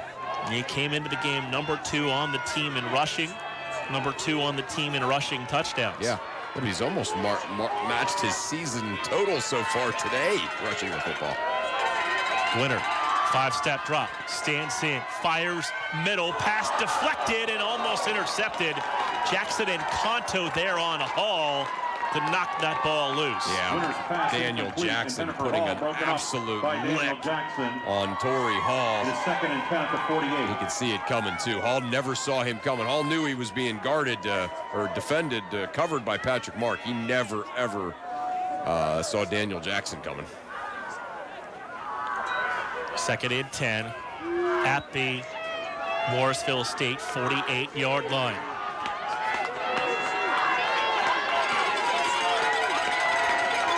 .149 to play. Winner takes the snap. Gonna fire downfield. Pass caught across the 40 to the 38-yard line. That's Bradshaw. Westbury, New York, Holy Trinity High School, their top receiver in yards and receptions.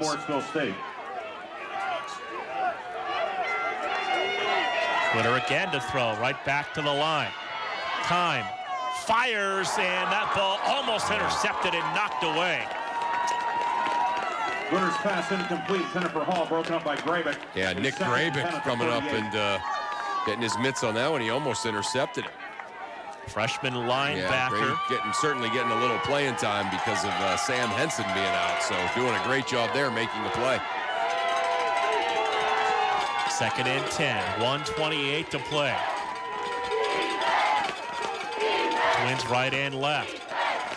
Winner to throw. Again, middle, too tall, almost intercepted by Grabick and incomplete at the 26-yard line. Pass incomplete. Intended for Bradshaw. Thought he had it. I thought he had it on the crazy tips there, but does fall to the turf before he got his hand under it. So 1:22 to play. Grabick doing a great job. They're stepping in admirably here for Sam Henson. 56-41.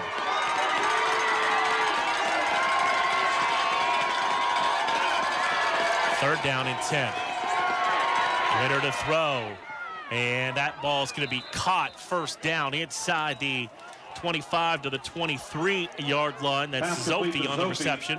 Yeah. Ross on the tackle. Wolverines trying to get to the line.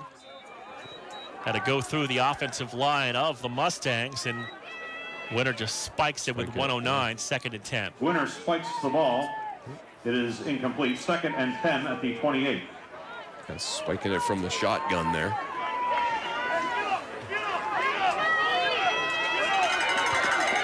.109 to play. 56-41 Wolverines. Sheila, Caffrey, everyone on the bench trying to get this crowd on their feet. It's good stuff. 2nd down and 10. Winner takes the snap. Stands in the pocket. Long look downfield. He's going to run. Fires. Ball complete inside the 10 to the 8-yard line to Bradshaw. 1st and goal for the Mustangs. Yeah, they got the first down, but I tell you, that was a big tackle because if Bradshaw gets into the end zone there, then you're still looking at lots of time for Morrisville State. This is going to chew up about 40 seconds. Winner to throw into the end zone, and that is going to be caught for a touchdown. That's Jermaine Cooper on the touchdown grab with 49 seconds to play. Yeah, Cooper again. It is an 8-yard completion. Doing what he does, 8-yard touchdown. So Morrisville State back to that down 9. So here we go. If again, Morrisville State's had trouble with the extra points. Game effectively over if he does not make this. Stewart has missed 5 extra points this year. Snap, rush, kick, and the extra point. That time is good. 49 seconds to play. Grove City 56, Morrisville State 48. Chris, on Monday afternoon when they had the selection show, Wolverines were the last game announced. And they talked about how the potential to light up the scoreboard in this game. And well, they were true with that prediction. Yeah, that's right. This is, been unbelievable. Yeah, 104 points on the board here by the two teams combined, and near perfection by Grove City offensively in the first half, and near perfection by Morrisville State here in the second half, and one of the great single-season performances ever by Wesley Schools offensively. Some great performances. Most notably from Jermaine Cooper on the Morrisville State side. To kick off. Wolverines will bring out the hands team. Kuntz, Gustafson, Drake, Conto out there.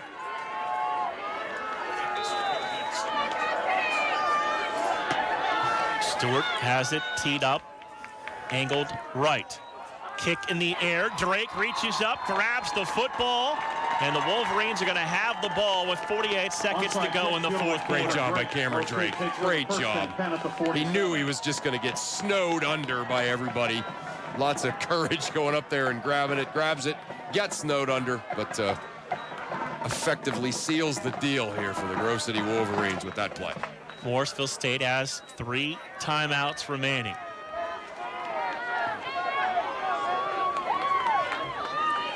So you got to keep running the football here with those 3 timeouts.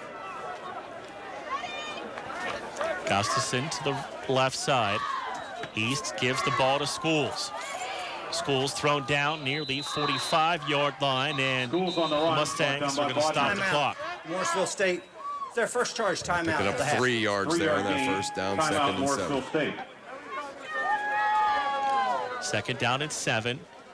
43 seconds remaining.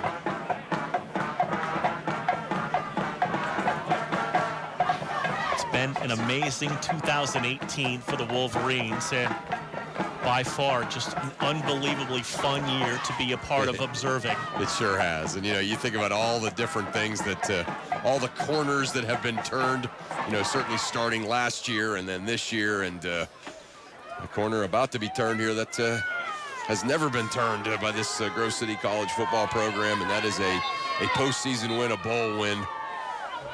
A lot of fun being a part of it with you, Mark. Second and 7. Still 2 timeouts remaining for the Mustangs. Gonna go strong to the right side. Give it to Schools, running up the middle.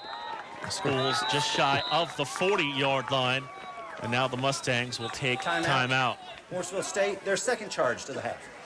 It has been a unique year for us. 9 games together this year. You count the one road game. That's right. Yeah, how about that? Yeah, so, right, 6 home games, which is unusual. So that, and then I went to the 1 home game. That was 7. And then this one, of course, the extra game makes 8. So, yeah, pretty, usually you do 5 games, and then certainly to get 8 and do a game on the road. And in Grove City College sports, the Grove City seems like a long time ago, that Juniata game and the Bethany game, but it also seems like just a couple of days ago, doesn't it? In kind of a weird way.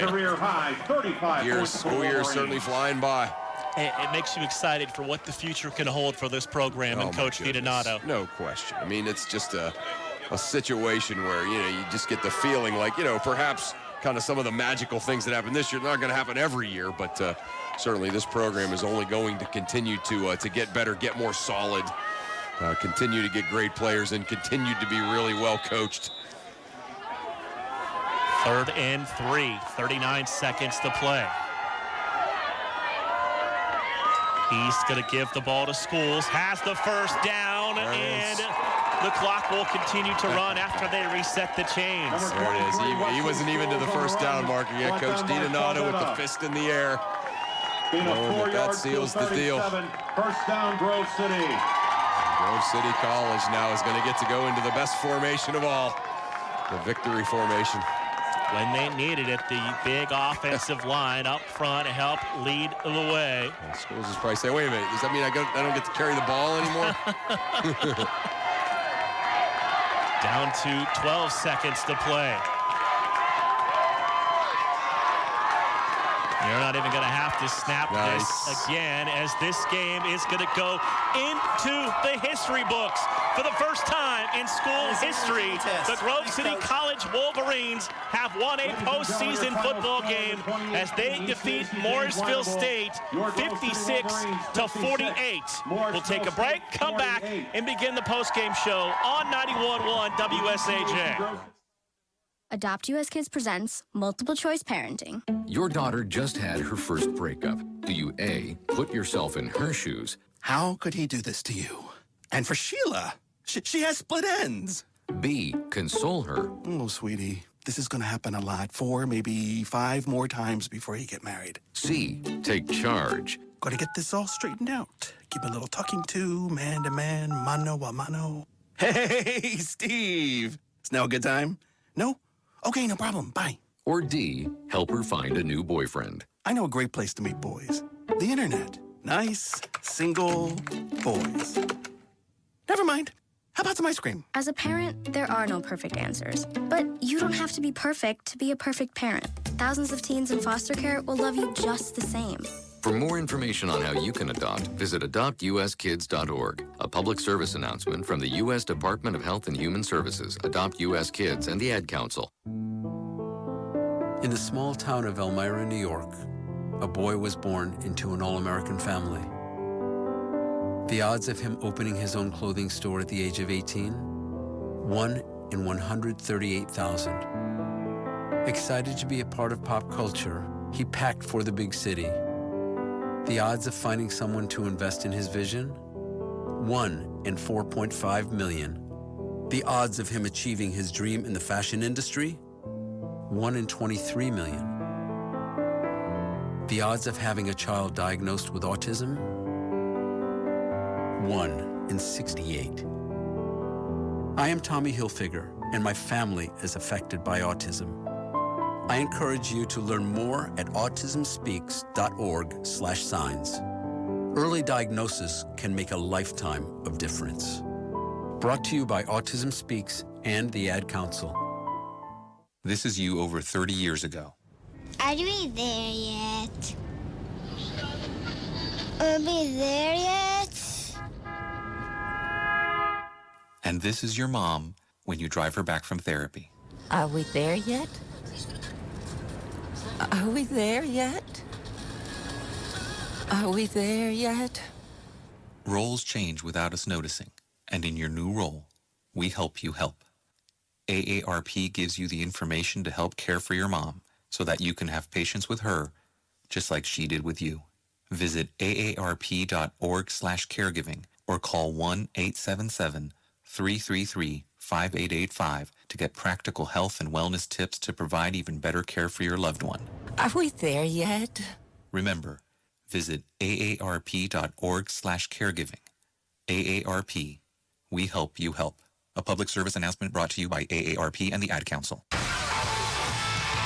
Back here to Robert E. Thorn Field as the Wolverines wrap up a historical 2018 season with the university's first postseason victory in today's ECAC Division III James Lynah Bowl, 56-48 over Morrisville State.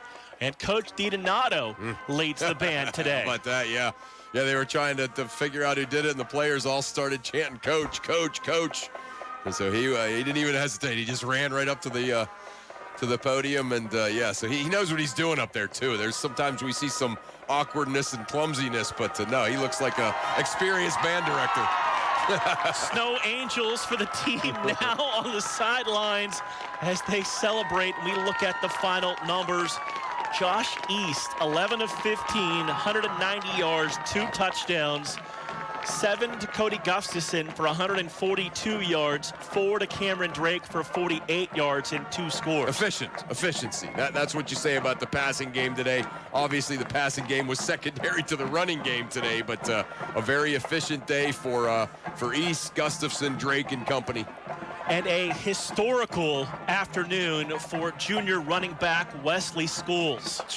58 carries, 359 yards, 5 touchdowns. Chris, that's 6.2 yards a carry. Yeah, it's historic, not just at Grove City College, not just in the PAC, but historic, in the history of college football. I mean, these are numbers that, you just don't see. From anybody in any game, but Wesley Schools getting it done today, and just an unbelievable day at the office for Schools, even for him. As great as he's been all year in his whole career, today was something else. While we have a moment, there are a lot of people we want to thank from our student producers for the last 3 years. Hannah Stiller, she's in her final football broadcast. We thank her for for all of her hard work. We welcome aboard and thank a new associate student producer in Andrew Montgomery, who is in the studio with us today, and to Hannah Tony, who has helped us out with several games this year. Tony and Montgomery will be the new producers for Wolverine football here on WSAJ next year. Nice. We'd also like to thank Dr. David Ayers for watching over WSAJ's programming, and to Chief Information Officer and also VP Vince DeStassi in providing technical resources to make these games happen on radio and on the web. You hear us every week, you, me, and Ryan Briggs, Sports Information Director, but a lot of people behind the scenes go into these games. Yeah, that's for sure. Again, thanks to all those people. You know, you and I get to get out here and do the fun part, and anything that we get credit for is, you know, loud and clear over the air. But a lot of people certainly doing great jobs behind the scenes that don't get as much credit. So, yeah, great stuff. The team numbers, I can't get over them. The Wolverines, they run 80 plays today for 610 yards. They held the ball for 37 minutes and 58 seconds and were 9 of 11 on third down. Yeah, that's just that. Those are all the statistics that equal win. You know, like in other words, when you have to, if you script it out, what do you have to do to win? You know, a postseason game, a bowl game, a playoff game, whatever you want to call it. Those are the things you have to do. You have to control the ball. You have to finish drives with scores. You have to make big stops. And even though Morrisville State had 48 points, they made big stops. And, you know, just an incredible day. Could not have really scripted it any better from Coach DiDonato and the staff's perspective. So just a, you know, a tremendous day. A lot of fun today, certainly for the Grove City Wolverines. A thank you to Morrisville State's team, fans, and coaches for making the 5-hour drive down here from the Syracuse area to be in a classic game like this. We can't go without thanking them for everything as well. No doubt. Again, they had a great season. That's why they played. That's why they played in this game. And they obviously had a great team from a great conference, and you know, a lot of fun. A lot of fun for them to be here. I'm sure not the results they wanted to, but a reward for a great season. And they played in, you know, a very memorable football game. I'm sure the seniors will remember this forever for them. And cool to see all the names of all those towns that I'm familiar with. So, yeah. Thank you for listening all year long. A big thank you to the boss and Darren Morton, who put us together 8 years ago, and it's been a tremendous ride. Thank you to Coach DiDonato. A special thank you to those 10 seniors who helped this program turn the corner this year. No doubt. How about that? You know, you lose the first 20 games of your career, and then all of a sudden you find yourself the last moments in uniform, winning the school's first postseason game, first 8-win season since 1997.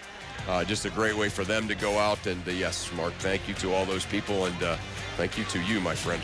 Thank you to Hannah, everybody back at the studio, Darren, Ryan Briggs, Sports Information Director. Wolverines get their first postseason victory in school history in today's ECAC Division III James Lynah Bowl, 56-48. We thank you for listening all year long right here on the home of the Wolverines, 91.1 WSAJ.